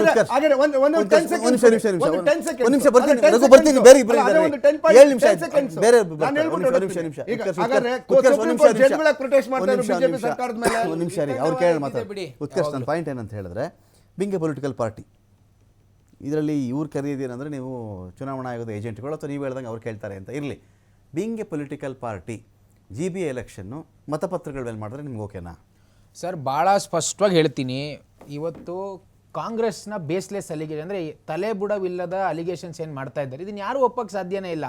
ಬ್ಯಾಲೆಟ್ ಪೇಪರ್ ಮೇಲೆ ಮಾಡಿದ್ರು ಕೂಡ, EVM ಮೇಲೆ ಮಾಡಿದ್ರು ಕೂಡ ನಾವು ತಯಾರಿದ್ದೇವೆ. ಇತ್ತೀಚೆಗಾದಂಥ ಕರ್ನಾಟಕದಲ್ಲೇ ಆದಂಥ ಅನೇಕ ಪಟ್ಟಣ ಪಂಚಾಯತಿ ಚುನಾವಣೆ ಆಯ್ತಲ್ಲ, ಬಜ್ಪೆಯಲ್ಲಾಯ್ತು, ಕಿನ್ನಿಗೋಳಿಯಲ್ಲಾಯ್ತು, ಬಶೆಟ್ಟಳ್ಳಿಯಲ್ಲಾಯ್ತು. ಇವ್ರ ಬಂಡವಾಳ ಏನಾಯ್ತು, ಅಲ್ಲಿ ಗೆದ್ದಿದ್ಯಾರೋ ನಾವೇ ಬಿಜೆಪಿಯವರು. ಮತ್ತೆ ಈಗ ಯಾವಾಗಿಂದ ನೀವು ಪಟ್ಟಣ ಪಂಚಾಯತಿ, ಗ್ರಾಮ ಪಂಚಾಯತಿ, ಈ ಪುರಸಭೆ ಎಲೆಕ್ಷನ್ಗಳು ಇಟ್ಕೊಂಡು ದೇಶ ಗೆದ್ದವರಂಗೆ ರಾಜ್ಯ ಗೆದ್ದವರಂಗೆ ಯಾವಾಗಿಂದ ಅದನ್ನ ಅದ್ ಹೆಂಗ್ ಅಲ್ಲ, logic ರೀ? ಒಂದು ಅಲ್ಲಲ್ಲ. narrative, ಅಲ್ಲ, ಇದೇ ಒಂದ್ ನಿಮಿಷ ಬೇರೆ ಸರ್, ಕಾಲದಲ್ಲಿ ಒಂದ್ ನಿಮಿಷ ಇರು. ಕೇಳಿ. ಬೇರೆ ಕಾಲದಲ್ಲಿ ಯಾವ್ದೋ ಒಂದು ಸಣ್ಣ ಎಲೆಕ್ಷನ್ ಗೆದ್ಬಿಡ್ರೆ ಬಿಡ್ರಿ ಯಾವ್ದೋ ಒಂದು ಪಾರ್ಟಿ ಅದು ಯಾವ್ದೋ ಒಂದು ಎಲೆಕ್ಷನ್ ಇದ್ಯಾವ್ದು ಊರು ಅಂತಿದ್ದು ನಾವು ಎಲ್ಲೂ ಆ ಥರ ಹೇಳಿಲ್ಲ ಸರ್. ಮೂರು ಕ್ಷೇತ್ರ ಬೈ ಎಲೆಕ್ಷನ್ ಇಡೀ ದೇಶದಲ್ಲಿ ಒಂದ್ ನಿಮಿಷ ಕೇಳಿ, ಇಂಟರಪ್ಷನ್ ಮಾಡಿದ್ರೆ ಹೇಗೆ ಕೇಳಿಸ್ಕೋಬೇಕು ಕಾಂಗ್ರೆಸ್ ಅವರು. ಇಡೀ ದೇಶದಲ್ಲಿ ಯಾವುದೇ ಚುನಾವಣೆಯನ್ನ ಅತ್ಯಂತ ಸೀರಿಯಸ್ ಆಗಿ ತಗೊಳತಕ್ಕಂಥವ್ರು ನಾವು. ಅದು ಕಾಂಗ್ರೆಸ್ ಅವರಿಂದ ನಾ ಪಾಠ ಮಾಡಿಸ್ಕೊಳ್ಳೋ ಅವಶ್ಯಕತೆ ಇಲ್ಲ. ಈಗ ಇವರು ಕಾಂಗ್ರೆಸ್ ವಕ್ತಾರರು ಸ್ವಲ್ಪ ಪ್ರಬುದ್ಧತೆ ಇಟ್ಕೊಂಡು ಮಾತಾಡ್ಬೇಕು. ಸುಪ್ರೀಂ ಕೋರ್ಟ್ ಬಿಜೆಪಿ ಏಜೆಂಟ್ ಅಂತೆ, ಎಲೆಕ್ಷನ್ ಕಮಿಷನ್ ಹೇಗ್ರಿ ಹೇಳ್ತೀರಾ ನೀವು? ಅದೆಲ್ಲ ಒಂದು ಇವರು ಬಾಬಾ ಸಾಹೇಬ್ ಅಂಬೇಡ್ಕರ್ ಬಗ್ಗೆ ಹೇಳ್ತಾರಲ್ವಾ, ಅದೇ ಬಾಬಾ ಸಾಹೇಬ್ ಅಂಬೇಡ್ಕರ್ ಸಂವಿಧಾನದ ಅಡಿಯಲ್ಲಿ ಕೆಲಸ ಮಾಡ್ತಕ್ಕಂಥ ಎಲೆಕ್ಷನ್ ಕಮಿಷನ್ ಸುಪ್ರೀಂ ಕೋರ್ಟ್ ನ ಒಂದು ಪಾರ್ಟಿ ಏಜೆಂಟ್ ಅಂತ ಯಾವ ಬೇಸಿಸ್ ಮೇಲೆ ಹೇಳ್ತೀರಾ? ಈಗ ನೀವೇ ಹೇಳ್ತಾ ಇದ್ರಿ 26 ಏಪ್ರಿಲ್ 2024 ಸುಪ್ರೀಂ ಕೋರ್ಟ್ ಏನ್ ಹೇಳ್ತು, ಇದೇ ಒಂದು ಪೆಟಿಷನ್ ಅನ್ನ ಫೈಲ್ ಮಾಡ್ತಾರೆ, ಬ್ಯಾಲೆಟ್ ಪೇಪರ್ ತರಬೇಕು, ಇವಿಎಂ ಬೇಡ ಅಂತ ಬಹಳ ಸ್ಪಷ್ಟವಾಗಿ ಸುಪ್ರೀಂ ಕೋರ್ಟ್ ರಿಜೆಕ್ಟ್ ಮಾಡಿ ಪಕ್ಕಕ್ಕೆ ಸರಿಸ್ತು. ಮತ್ತೆ 25 ಜುಲೈ 2024 ಮತ್ತೊಂದು ರಿವ್ಯೂ ಪೆಟಿಷನ್ ಸಲ್ಲಿಸ್ತಾರೆ, ಅವಾಗ ಕೂಡ ರಿಜೆಕ್ಟ್ ಮಾಡಿ ಮನೆಗೆ ಕಳಿಸ್ತು ಸುಪ್ರೀಂ ಕೋರ್ಟ್. ಅಂದ್ರೆ ಬೇಸ್ಲೆಸ್ ಅಲಿಗೇಷನ್ಸ್ ಅನ್ನು ಮಾಡ್ತಕ್ಕಂಥದ್ದಲ್ಲ ಇಲ್ಲಿ ಪ್ರಶ್ನೆ. ಬ್ಯಾಲೆಟ್ ಪೇಪರ್ ವರ್ಸಸ್ ಇವಿಎಂ ಅನ್ನೋದಕ್ಕಿಂತ ಇವರು ಮಾಡ್ತಾ ಇರ್ತಕ್ಕಂಥ ತಲೆಬುಡ ಇಲ್ಲದಂತ ಅಲಿಗೇಷನ್ಸ್. ಸುಮ್ಮನೆ ಬ್ಯಾಲೆಟ್ ಪೇಪರ್, ಹಾಗಾದ್ರೆ ಬ್ಯಾಲೆಟ್ ಪೇಪರ್ ಅಲ್ಲಿ ಚುನಾವಣಾ ಅಕ್ರಮ ಮಾಡಿದಂಥದ್ದು ಯಾರು? ಇದೇ ಕಾಂಗ್ರೆಸ್ ಅವರು. ಸರ್, ನಾನು ಡಿಬೇಟ್ ಕೂಡ ಮಾಡಿದ್ದೀನಿ ಹಿಂದೆ ನಿಮ್ ಜೊತೆನೆ. ಇಂದಿರಾ ಗಾಂಧಿ ಅವರು ಯಾವೆಲ್ಲ ರೀತಿ ಬ್ಯಾಲೆಟ್ ಪೇಪರ್ ಉಪಯೋಗಿಸಿಕೊಂಡು ದೇಶದ ಪ್ರಜಾತಂತ್ರ ವ್ಯವಸ್ಥೆನೇ ತಲೆಬುಡ ಮಾಡಿದ್ರಲ್ವಾ. ಹಾಗಾಗಿ ಇಲ್ಲಿ ಬ್ಯಾಲೆಟ್ ಪೇಪರ್ ವರ್ಸಸ್ ಇವಿಎಂ ಅನ್ನುವಂಥದ್ದಲ್ಲ ಚರ್ಚೆ. ಇಲ್ಲಿ ನಿಜವಾಗ್ಲೂ ಚರ್ಚೆ ಇರ್ತಕ್ಕಂಥದ್ದು ನೀವು ಯಾವುದೇ ಒಂದು ಆರೋಪವನ್ನ ಒಂದು ಸಂವಿಧಾನಿಕ ಸಂಸ್ಥೆ ಮೇಲೆ ಮಾಡಿದ್ರೆ ಅದಕ್ಕೆ ಸ್ಪಷ್ಟ ನಿಲುವಿರಬೇಕು. ಮತ ಚೋರಿ ಅನ್ನೋ ವಿಚಾರಕ್ಕೆ ಸಂಬಂಧಪಟ್ಟಂತೆ ರಾಹುಲ್ ಗಾಂಧಿ ಕನ್ವಿನ್ಸ್ ಆಗ್ತಾ ಇದ್ರೋ ಇಲ್ವೋ ಬೇರೆ ವಿಚಾರ. ದೇಶ ಕನ್ವಿನ್ಸ್ ಆಗುವಂತಹ ಒಂದು ಆನ್ಸರ್ ಚುನಾವಣಾ ಆಯೋಗದಿಂದ ಬಂತ ನೋಡಿ ಸರ್, ಮತ ಚೋರಿ XYZ ಈ ದೇಶ ಯಾರನ್ನ ಕೇಳಿ ಚುನಾವಣೆ ಕೊಟ್ಟಿರ್ತಕ್ಕಂಥ ದಾಖಲೆ ಇಟ್ಕೊಂಡೆ ಒಂದು ಪ್ರೆಸೆಂಟೇಷನ್ ಖಂಡಿತವಾಗ್ಲೂ ಕನ್ವಿನ್ಸ್ ಆಗಿಲ್ಲ. ಕನ್ವಿನ್ಸ್ ಆಗಿದ್ರೆ ನಾವು ಬಿಹಾರದಲ್ಲಿ ಗೆಲ್ತಾ ಇರ್ಲಿಲ್ಲ, ಮಹಾರಾಷ್ಟ್ರದಲ್ಲಿ ಮೊನ್ನೆ ನಡೀತಲ್ಲ ಮುಂಬೈ ಕಾರ್ಪೊರೇಷನ್ ಎಲೆಕ್ಷನ್, ನಾವು ಅಲ್ಲಿ ಗೆಲ್ತಾ ಇರ್ಲಿಲ್ಲ. ಸೊ ಹಾಗಾಗಿ ಚುನಾವಣಾ ಗೆಲುವು ರಾಹುಲ್ ಗಾಂಧಿ ಮಾಡಿದ ಆರೋಪಕ್ಕೂ ಬರಾಬರು. ಅಲ್ಲ, ಈಗ ಆಯ್ತು, ರಾಹುಲ್ ಗಾಂಧಿ ಅವ್ರು ಬಿಹಾರದಲ್ಲೇ ಹೋಗಿದ್ ಕಡೆ ಎಲ್ಲ ಅವ್ರ ಕ್ಯಾಂಪೇನ್ ಅನ್ನು ಅಬ್ಸರ್ವ್ ಮಾಡಿದ್ರೆ ವೋಟ್ ಚೋರಿ ಅಂದ್ರು. ಏನ್ ಮಾಡಕ್ ಆಯೋಗ ಆನ್ಸರ್ ಕೊಡ್ತೇನ್ರಿ. ಆಯೋಗದವ್ರನ್ನ ಕೇಳ್ಬೇಕು, ನೀವು ಆಯೋಗದವ್ರನ್ನ ಕೇಳ್ಬೇಕು. ನಾನು ಬಿಜೆಪಿಯಾಗಿ ಹೇಳಕ್ಕಾಗಲ್ಲ. ದಿನೇಶ್ ಇರುತ್ತೆ. ದಿನೇಶ್ ಈಗ ಇಲ್ಲಿ ಏನಾಗಿದೆ, ರಾಹುಲ್ ಗಾಂಧಿ ಮಾಡಿದ ಆರೋಪಗಳು ನೋಡ್ರೆ ಒಂದೇ ಒಂದು ಅಡ್ರೆಸ್ಸಲ್ಲಿ ಇಷ್ಟೊಂದು ಜನ ಹೆಂಗೆ ಬಂದರು. ಈ ಥರ ಡಿಲೀಷನ್ಗೆ ಯಾರೋ ಕೂತು ಎಲ್ಲೋ ಕೂತ್ಕೊಂಡು ನೂರಾರು ಜನದ ಮತಗಳು ಡಿಲೀಟ್ ಮಾಡಿಬಿಡಿ ಅಂತ ಹೆಂಗೆ ಅರ್ಜಿ ಹಾಕಿದ್ರು. ದುಡ್ಡು ಹೆಂಗೆ ನಡೀತು ಆಳಂದ ಅಂತ ವಿಚಾರ ಬಂದಾಗ, ಮಹಾರಾಷ್ಟ್ರದಲ್ಲಿ ಇಷ್ಟೊಂದು ಅಕ್ರಮ ನಡೀತು, ಇದು ಹೇಗೆ ನಡೀತು, ಇದೆಲ್ಲವಕ್ಕೂ ಕೂಡ EVM ಒಂದು ಆನ್ಸರ್ ರೀತಿ ಕಾಣಿಸ್ತಾ ಇದೆಯಾ? ರಾಹುಲ್ ಗಾಂಧಿ ಎತ್ತಿದ ಈಗ ನನಗೊಂದು ವಿಡಿಯೋ ಕೊಡ್ರಿ ಅಂತ ಕೇಳ್ತೀವಪ್ಪ. ದಿನೇಶ್ ಹೇರೋಹಳ್ಳಿ ಅವರು ವಿಜಯನಗರದಲ್ಲೂ ಓಟ್ ಹಾಕಿದ್ದಾರೆ, ರಾಜಾಜಿನಗರಕ್ಕೆ ಬಂದು ಓಟ್ ಹಾಕಿದ್ದಾರೆ, ಪದ್ಮನಾಭನಗರಕ್ಕೆ ಬಂದು ಓಟ್ ಹಾಕಿದ್ದಾರೆ ಅಂತ ಒಂದು ಅಲಿಗೇಷನ್ ಬಂತು. ನಾನೇನು ಕೇಳ್ತೀನಿ, ದಿನೇಶ್ ಹೇರೋಹಳ್ಳಿ ಅವ್ರದ್ದು ಇಷ್ಟು ಮತಪಟ್ಟಿಗಳಲ್ಲಿ ಅವ್ರ ಹೆಸರು ಹೆಂಗಪ್ಪ ಬಂತು ಅಂತ ನಾನು ಕ್ವಶನ್ ನಂಬರ್ 1. ಕ್ವಶನ್ ನಂಬರ್ 2, ಸರಿ ದಿನೇಶ್ ಹೇರೋಹಳ್ಳಿ ಬಂದು ಓಟ್ ಮಾಡಿದ್ದಾರೆ ಅಂದರೆ ಬೂತ್ಗೆ ಅವ್ರು ಬಂದು ದಿನೇಶ್ ಹೇರೋಹಳ್ಳಿ ಎಷ್ಟು ಗಂಟೆಗೆ ಟಿಕ್ಕು 115ನೇ ನಂಬರ್ ರೆಡಿ ಟಿಕ್ ಎಲ್ಲ ಬೂತ್ ಏಜೆಂಟ್ ಇರ್ತಾರಲ್ಲ ಮಾಡ್ಕೋತಾರಲ್ಲ, ಅದ್ರದ್ದು ವಿಡಿಯೋ ಕೊಡ್ರಪ್ಪ ಅಂತ ಕೇಳ್ತೀನಿ. ನಾನು ವಿಡಿಯೋನೂ ಕೊಡಲ್ಲ. ದಿನೇಶ್ ಹೇರೋಹಳ್ಳಿ ಇಷ್ಟು ಮತಪಟ್ಟಿಲಿ ಹೆಂಗೆ ಬಂದರು ಅಂತಲೂ ನಾನು ಆನ್ಸರ್ ಮಾಡಲ್ಲ. ಇವ್ರ ಹೆಸರಲ್ಲಿ ಮಸುಕಾದ ದಿನೇಶ್ ಹೇರೋಹಳ್ಳಿ ಅವರ ಫೋಟೋ ನನಗೆ ಸರಿಯಾಗಿ ಸ್ಪಷ್ಟವಾಗಿ ಕಾಣಿಸ್ತಾ ಇಲ್ಲ. ದಿನೇಶ್ ಹೇರೋಹಳ್ಳಿ ಇರಬಹುದು, ಇಲ್ಲದೇನೂ ಇರಬಹುದು. ಇದೆಂಗೆ ಬಂದು ಅದಕ್ಕೂ ಉತ್ತರ ಕೊಡದೇ ಇದ್ದಾಗ ಇಂಥೆಲ್ಲ ಪ್ರಶ್ನೆಗಳಿಗೆ ನಾನೀಗ ಮತಪತ್ರದ ಮೂಲಕ ಚುನಾವಣೆ ಮಾಡ್ತೀನಿ ಅನ್ನೋದು ಆನ್ಸರಾ? ಸಿಂಪಲ್ ಇಲ್ಲ. ಯಾಕಂದ್ರೆ ರಾಹುಲ್ ಗಾಂಧಿ ರೈಸ್ ಮಾಡೋ ಕ್ವಶನ್ಗಳು ಇದೆಲ್ಲವೂ ಇತ್ತು. ಇಲ್ಲ, ಅದು ಒಂದು ಆನ್ಸರ್ ಆಗಿದ್ರು it's not a perfect answer. ಯಾಕೆ ಅಂದ್ರೆ ಎಲ್ಲಿ ತನಕ ನಾವು ಈ ವೋಟರ್ ಐಡಿಗೆ ಆಧಾರ್ ಕಾರ್ಡ್ ಲಿಂಕ್ ಮಾಡಲ್ವೋ ಅಲ್ಲಿ ತನಕ ಇದು ಪರ್ಫೆಕ್ಟ್ ಆಗಕ್ಕೆ ಸಾಧ್ಯನೇ ಇಲ್ಲ. ಯಾಕಂದ್ರೆ ಇವತ್ತು ಮಹಾರಾಷ್ಟ್ರದಲ್ಲಿ ನಡೆದಂತ ಎಲೆಕ್ಷನ್ ಏನು ಬಾಂಬೆನಲ್ಲಿ ನಡೆದಂತ ಎಲೆಕ್ಷನ್ ಆಗಿರ್ಬೋದು, ಅದರಲ್ಲಿ ನಾವು ಉದ್ಧವ್ ಠಾಕ್ರೆ ಅವರು ಹೇಳಿದ ಮಾತು ಕೂಡ ಅಲ್ಲೇ ಇದೆ. ಏನಂದ್ರೆ ಒಬ್ಬನೇ ವ್ಯಕ್ತಿ ಮಲ್ಟಿಪಲ್ ಏರಿಯಾಗಳಿಗೆ ಹೋಗಿ ವೋಟ್ ಹಾಕ್ತಾನೆ ಅಂದ್ರೆ ಅಲ್ಲಿ ಲಿಂಕ್ ಏನು ನೀವು ಆಧಾರ್ ಕಾರ್ಡ್ ಲಿಂಕ್ ಆದ್ರೆ ಏನಾಗುತ್ತೆ, ಮಲ್ಟಿಪಲ್ ವೋಟಿಂಗು ಡೆಲೀಟ್ ಆಗ್ಬಿಡುತ್ತೆ. ಇವತ್ತು ಏನ್ ಮಾಡ್ತಾರೆ, ಯಾರೋ ಬಿಹಾರದಲ್ಲೋ UPಲೋ ಇರೋನ್ನ ಟ್ರೈನಲ್ಲಿ ರಾತ್ರೋರಾತ್ರಿ ತುಂಬ್ಕೊ ಬರ್ತಾರೆ. ಅವನು ಅಲ್ಲೂ ವೋಟರ್ ಐಡಿ ಇರುತ್ತೆ, ಇಲ್ಲೂ ವೋಟರ್ ಐಡಿ ಇರುತ್ತೆ, ಅವನು ಇಲ್ಲೂ ವೋಟ್ ಹಾಕ್ತಾನೆ, ಮಲ್ಟಿಪಲ್ ಏರಿಯಾಗಳಲ್ಲಿ ವೋಟ್ ಹಾಕ್ತಾನೆ. ಅಂದ್ರೆ ಇದು ಕೇವಲ EVM ಒಂದೇ ಸೊಲ್ಯೂಷನ್ ಅಲ್ಲ. ನಾನು ಹೇಳೋದು EVM ಅನ್ನ ಬಂದ್ ಮಾಡ್ಬಿಟ್ರೆ ಎಲ್ಲ ಸರಿ ಹೋಗುತ್ತೆ. ನಾನು ಕೇಳೋದು ಈಗ ಮತಪತ್ರ ದಿನೇಶ್ ಮತಪತ್ರ ಅಂತ ಮಾಡ್ತಾರಪ್ಪ, ಮತಪತ್ರ ಅಂತ ಮಾಡ್ಬಿಡ್ತಾರೆ. EVMಗೆ ಏನ್ ಮಾಡ್ತಿದ್ನೋ ಮತಪತ್ರಕ್ಕೂ ಅದೇ ಮಾಡ್ತಾನಲ್ಲ ಒಬ್ಬ ವೋಟರ್ ಬಂದ್ಬಿಟ್ಟು. ಅದರಿಂದ ಏನು ಡಿಫ್ರೆನ್ಸ್ ಆಗಲ್ಲ ಅಂತ ನಾನು ಹೇಳ್ತಾ ಇರೋದು. ಒಂದ್ ನಿಮಿಷ, ಇವ್ರು ಹೇಳಿದೇನಂದ್ರೆ ಇವ್ರು ಚಾಪೆ ಕೆಳಗಡೆ ರಂಗೋಲೆ ಕೆಳಗಡೆ ನುಸುತ್ತವ್ರೆ. ಅಂದ್ರೆ ಇವತ್ತು ವ್ಯವಸ್ಥೆ ಯಾವ ರೀತಿಯಾಗಿದೆ ಅಂದ್ರೆ ಎಲ್ಲಿ ತನಕ ವೋಟರ್ ಐಡಿಗೆ ಆಧಾರ್ ಕಾರ್ಡ್ ಲಿಂಕ್ ಆಗಲ್ಲ, ಅಲ್ಲಿ ತನಕ ಈ ಸಮಸ್ಯೆ ಬಗೆಹರಲ್ಲ. ಮತ್ತೆ ಇನ್ನೊಂದು ಏನಂದ್ರೆ ಇವತ್ತು ಏನ್ SIR ಮಾಡ್ತಾ ಇದಾರಲ್ಲ, SIR ಮಾಡೋ ಅವಶ್ಯಕತೆನೇ ಬರಲ್ಲ. ಆಧಾರ್ಗೆ ಲಿಂಕ್ ಮಾಡ್ರೆ ಮನೇಲಿ ಕುತ್ಕೊಂಡೆ ಎಲ್ಲ ಲಿಂಕ್ ಮಾಡ್ಕೋತಾರೆ, ಆಟೋಮೆಟಿಕ್ ಡೆಲೀಟ್ ಆಗ್ತವೆ. ಇವ್ರು ಇಷ್ಟೊಂದು ಜನ BLOಗಳನ್ನ ಮನೆ ಹತ್ರ ಕಳ್ಸಂಗಿಲ್ಲ, ಡಿಲೀಟ್ ಮಾಡಂಗಿಲ್ಲ, ಇಷ್ಟೊಂದು ಕೋಟಿಗಟ್ಟಲೆ ವ್ಯಯಿಸಂಗೂ ಇಲ್ಲ. ಅಂದ್ರೆ ಇದರಲ್ಲಿ ನೋಡಿ, ಆ ಎಲೆಕ್ಷನ್ ಕಮಿಷನ್ನು ಇಷ್ಟೆಲ್ಲ ನಾವು ಆ ಐಡಿಯಾಗಳು ಕೊಟ್ಟರು ಇದನ್ನ ಮಾತ್ರ ಬಳಸ್ಕೊಳ್ಳಲ್ಲ ಅಂತಾರೆ, ಮತ್ತೆ ವಿಡಿಯೋ ಕೊಡಲ್ಲ ಅಂತಾರೆ. ಅಲ್ಲಿಗೆ ಎಲೆಕ್ಷನ್ ಕಮಿಷನ್ ಎಲ್ಲಿ ಪ್ರೆಸೆಂಟ್ ರೂಲಿಂಗ್ ಗೌರ್ಮೆಂಟ್ಗೆ ಈಲ್ಡ್ ಆಗಿದೆಯಾ, ಇದು ಕ್ವಶನ್ ಬರ್ತಾ ಇದೆ ನಮ್ಮಲ್ಲಿ. ಬಟ್ ಯಾವತ್ತು ಏನು ಎಲೆಕ್ಷನ್ ಕಮಿಷನ್ ಒಂದು ಸಾಂವಿಧಾನಿಕ ಸಂಸ್ಥೆ, ಅದು ಪ್ರತಿಯೊಬ್ಬರ ಡೌಟ್ ಅನ್ನ ಕ್ಲಾರಿಫೈ ಮಾಡಬೇಕಾಗಿರೋದು ಅದರ ಕೆಲಸ. ಮತ್ತೆ ಅದಕ್ಕೆ ಪೂರಕವಾಗಿ ಸುಪ್ರೀಂ ಕೋರ್ಟ್ ಕೂಡ ಹೇಳಿಕೆಗಳನ್ನ ಕೊಡಬೇಕಾಗತ್ತೆ. ಇಲ್ಲೇನಾಗ್ತಾ ಇದೆ, ಯಾವ್ದೋ ಒನ್ ವೇ ನಲ್ಲಿ ಹೋಗ್ತಾ ಇದೆ. ಅಂದ್ರೆ ಜನಗಳಿಗೆ ಸ್ಪಷ್ಟತೆ ಸಿಗ್ತಾ ಇಲ್ಲ. ಈಗ ನಾನೇ ಇದನ್ನ ನೂರಾರು ಟೈಮು ರೈಸ್ ಮಾಡಿದ್ದೀನಿ, ವೋಟರ್ ಐಡಿಗೆ ಆಧಾರ್ ಲಿಂಕ್ ಮಾಡಿ. ಇವತ್ತು ಹಸುಗೆ ಆಧಾರ್ ಕಾರ್ಡ್ ಮಾಡ್ತೀರಾ, ಹುಟ್ಟಿದ ಮಕ್ಳಿಗೆ ಆಧಾರ್ ಕಾರ್ಡ್ ಮಾಡ್ತೀರಾ ಅಂತ ದೇಶದಲ್ಲಿ ನಾನು ಹೇಳೋದು, ಒಂದು ಆಧಾರ್ ಕಾರ್ಡ್ ಒಂದು ವೋಟರ್ ಐಡಿಗೆ ಲಿಂಕ್ ಮಾಡಿದ್ರೆ ಆಟೋಮೆಟಿಕ್ ಆಗಿ ಡೆಲೀಟ್. ನನ್ನ ಪ್ರಶ್ನೆ ಏನಿದೆ ಅಂತ ಹೇಳಿದ್ರೆ, ನೋಡಿ, ಒಂದು ಕ್ರಿಕೆಟ್ ಮ್ಯಾಚ್ ನಡೀತಿದೆ ಅಂದರೆ ಇಡೀ ಪ್ರಪಂಚ ಕುತ್ಕೊಂಡು ನೋಡ್ಬೋದು, ಮೊಬೈಲ್ ಫೋನಿಂದ ಆದಿಯಾಗಿ ಟಿವಿಯಿಂದ ನೋಡ್ಬೋದು ಒಂದು ಕ್ರಿಕೆಟ್ ಮ್ಯಾಚು. ದೇಶದಲ್ಲಿ ಒಬ್ಬರು ಯಾರೋ ಪ್ರಮಾಣ ವಚನ ತಗೋತಾ ಇದ್ದಾರೆ, ಇಡೀ ದೇಶಕ್ಕೆ ಎಲ್ಲ ಜನರು ನೋಡ್ಬೋದು ಅದನ್ನು. ಅರ್ಥ ಆಯ್ತಾ? ನೇರ ಪ್ರಸಾರಕ್ಕೆ ಇಷ್ಟೆಲ್ಲ ಅವಕಾಶ ಇದ್ದಾಗ ಬೂತ್ಗಳಿರ್ತಾವಲ್ವಾ, ಒಂದು ನೇರ ಪ್ರಸಾರ ಆಗಲಿ, ಡ್ಯೂಪ್ಲಿಕೇಶನ್ ಕಡಿಮೆ ಆಗಿಬಿಡ್ಲಿ. ಈಗ ನಮ್ಮ ಮೊಬೈಲ್ ಗ್ಯಾಲರಿಯಲ್ಲಿ ಒಂದು 10 ಥರ ಸೆಲ್ಫಿ ತಗೋತಾರೆ ರೀ, ಡ್ಯೂಪ್ಲಿಕೇಶನ್ ಆಗಿದೆ, ಫೋಟೋಗಳು ಒಂದೇ ಥರದ್ದು 2-3 ಇವೆ, ಡಿಲೀಷನ್ ಮಾಡ್ತೀಯ ಅಂತ ಒಂದು ಪರ್ಮಿಷನ್ ಕೇಳುತ್ತದು. ನಿನ್ನ ಸುಮ್ಮನೆ ಮೆಮೊರಿ ನೀನು ಜಾಸ್ತಿ ಆಗ್ತಿರುತ್ತೆ ಅಂತೇಳಿ ಡಿಲೀಟ್ ಬೇಕಾದ್ರೆ ಡಿಲೀಟ್ ಮಾಡಿಬಿಡ್ಬೋದು ನಾನು. ಇದೇ ರೀತಿ ಒಂದು ಬೂತಲ್ಲಿದ್ದ ಮನುಷ್ಯ ಇನ್ನೊಂದು ಬೂತ್ಗೆ ಹೋಗಿ ನಿಂತ್ಕೊಂಡ, ಡ್ಯೂಪ್ಲಿಕೇಶನ್ನು, ಇವನು ಯಾರೋ ಮೋಸ ಮಾಡ್ತಿದ್ದಾನೆ. ಇದು ಯಾಕೆ ಮಾಡಬಾರ್ದು ನಾವು? ಅಷ್ಟೊಂದು ಟಫಾ ಇದು? ಯಾಕೆಂದರೆ ಇಲ್ಲಿ ಪ್ರಶ್ನೆನೇ ಏನೋ ಇದೆ, ಉತ್ತರನೇನೋ ಬರ್ತಾ ಇದೆಯಾ ಇದರಲ್ಲಿ. ಬಿಗ್ ಫೈಟ್ ವಿಶೇಷ ಮತ್ತೆ ಮುಂದುವರಿಸ್ತಾ ಇದ್ದೀನಿ. ಈಗ ನಿಮ್ಮದೇ ಪಕ್ಷದ ನಾಯಕ ರಾಹುಲ್ ಗಾಂಧಿ ಕೇಳಿರ್ತಕ್ಕಂಥ ಪ್ರಶ್ನೆಗಳಿಗೆ EVM ಅಲ್ಲದೆ ಮತಪತ್ರ ಉತ್ತರವಾಗುವುದಾದರೆ ಇನ್ಮೇಲೆ ನೀವೇನು ಮಾತಾಡೋಕ್ಕಾಗಲ್ಲ. 4 ಬೂತ್ಗಳಲ್ಲಿ ಹೆಂಗೊಬ್ಬರ ಹೆಸರು ಬಂತು ಅಂದರೆ ನಾವು EVM ಇದೆ ರೀ ಅಂತ ಉತ್ತರ ಬರಲಾರದು. ನಾಗೆ ಹೆಸರು ಹೆಂಗೆ ಬಂತು ಅದನ್ನೇ ಹೇಳಿ. ಎಲ್ಲೋ ಸಿಸ್ಟಮ್ ಫೇಲ್ಯೂರ್ ಆಗಿರಬೇಕಲ್ಲ, ಅಲ್ಲಿ ಸಿಸ್ಟಮ್ ಒಂದು ಫೇಲ್ಯೂರ್ ಆಗಿರಬೇಕು, ಇಲ್ಲ ಎರರ್ ಆಗಿರಬೇಕು, ಇಲ್ಲ ಡ್ಯೂಪ್ಲಿಕೇಶನ್ ನಡೆದಿರಬೇಕು, ಇಲ್ಲ ವ್ಯವಸ್ಥಿತವಾಗಿ ಒಂದು ಮೋಸ ನಡೆದಿರಬೇಕು. ಆ ಪ್ರಶ್ನೆಗೆ ಮತಪತ್ರ ಉತ್ತರ ಆಗಿಬಿಡ್ತಾ ನಿಮಗೆ. ನೋಡಿ, ನಾವು ಮೊನ್ನೆ ಒಂದು ಹಲವಾರು ಎಲೆಕ್ಷನ್ ಆದಮೇಲೆ 2024 ಎಲೆಕ್ಷನ್ ಆದಮೇಲೆ ಹಲವಾರು ಮಿಸ್ ಮ್ಯಾಚಸ್ EVMನಲ್ಲಿ ಮಿಸ್ ಮ್ಯಾಚಸ್ ಬಂತು ಅಂತ ಹೇಳಿದ್ರೆ ಸರಿಸುಮಾರು 8 ಅಸೆ ಪಾರ್ಲಿಮೆಂಟ್, ಅದು ನೇರವಾಗಿ ಬಂದಿರುತ್ತೆ ಕ್ವಿಂಟ್ ಪ್ರಕಾರ 8 ಪಾರ್ಲಿಮೆಂಟಲ್ಲಿ ಸರಿಸುಮಾರು 5,54,00,000 ಒಂದು ಡಿಸ್ಕ್ರಿಪೆನ್ಸಿ ಬಂತು ಅಂತ ಹೇಳಿ ಓಪನ್ ಆಗಿ ಒಳಗಡೆ ಚರ್ಚೆ ಆಯಿತು.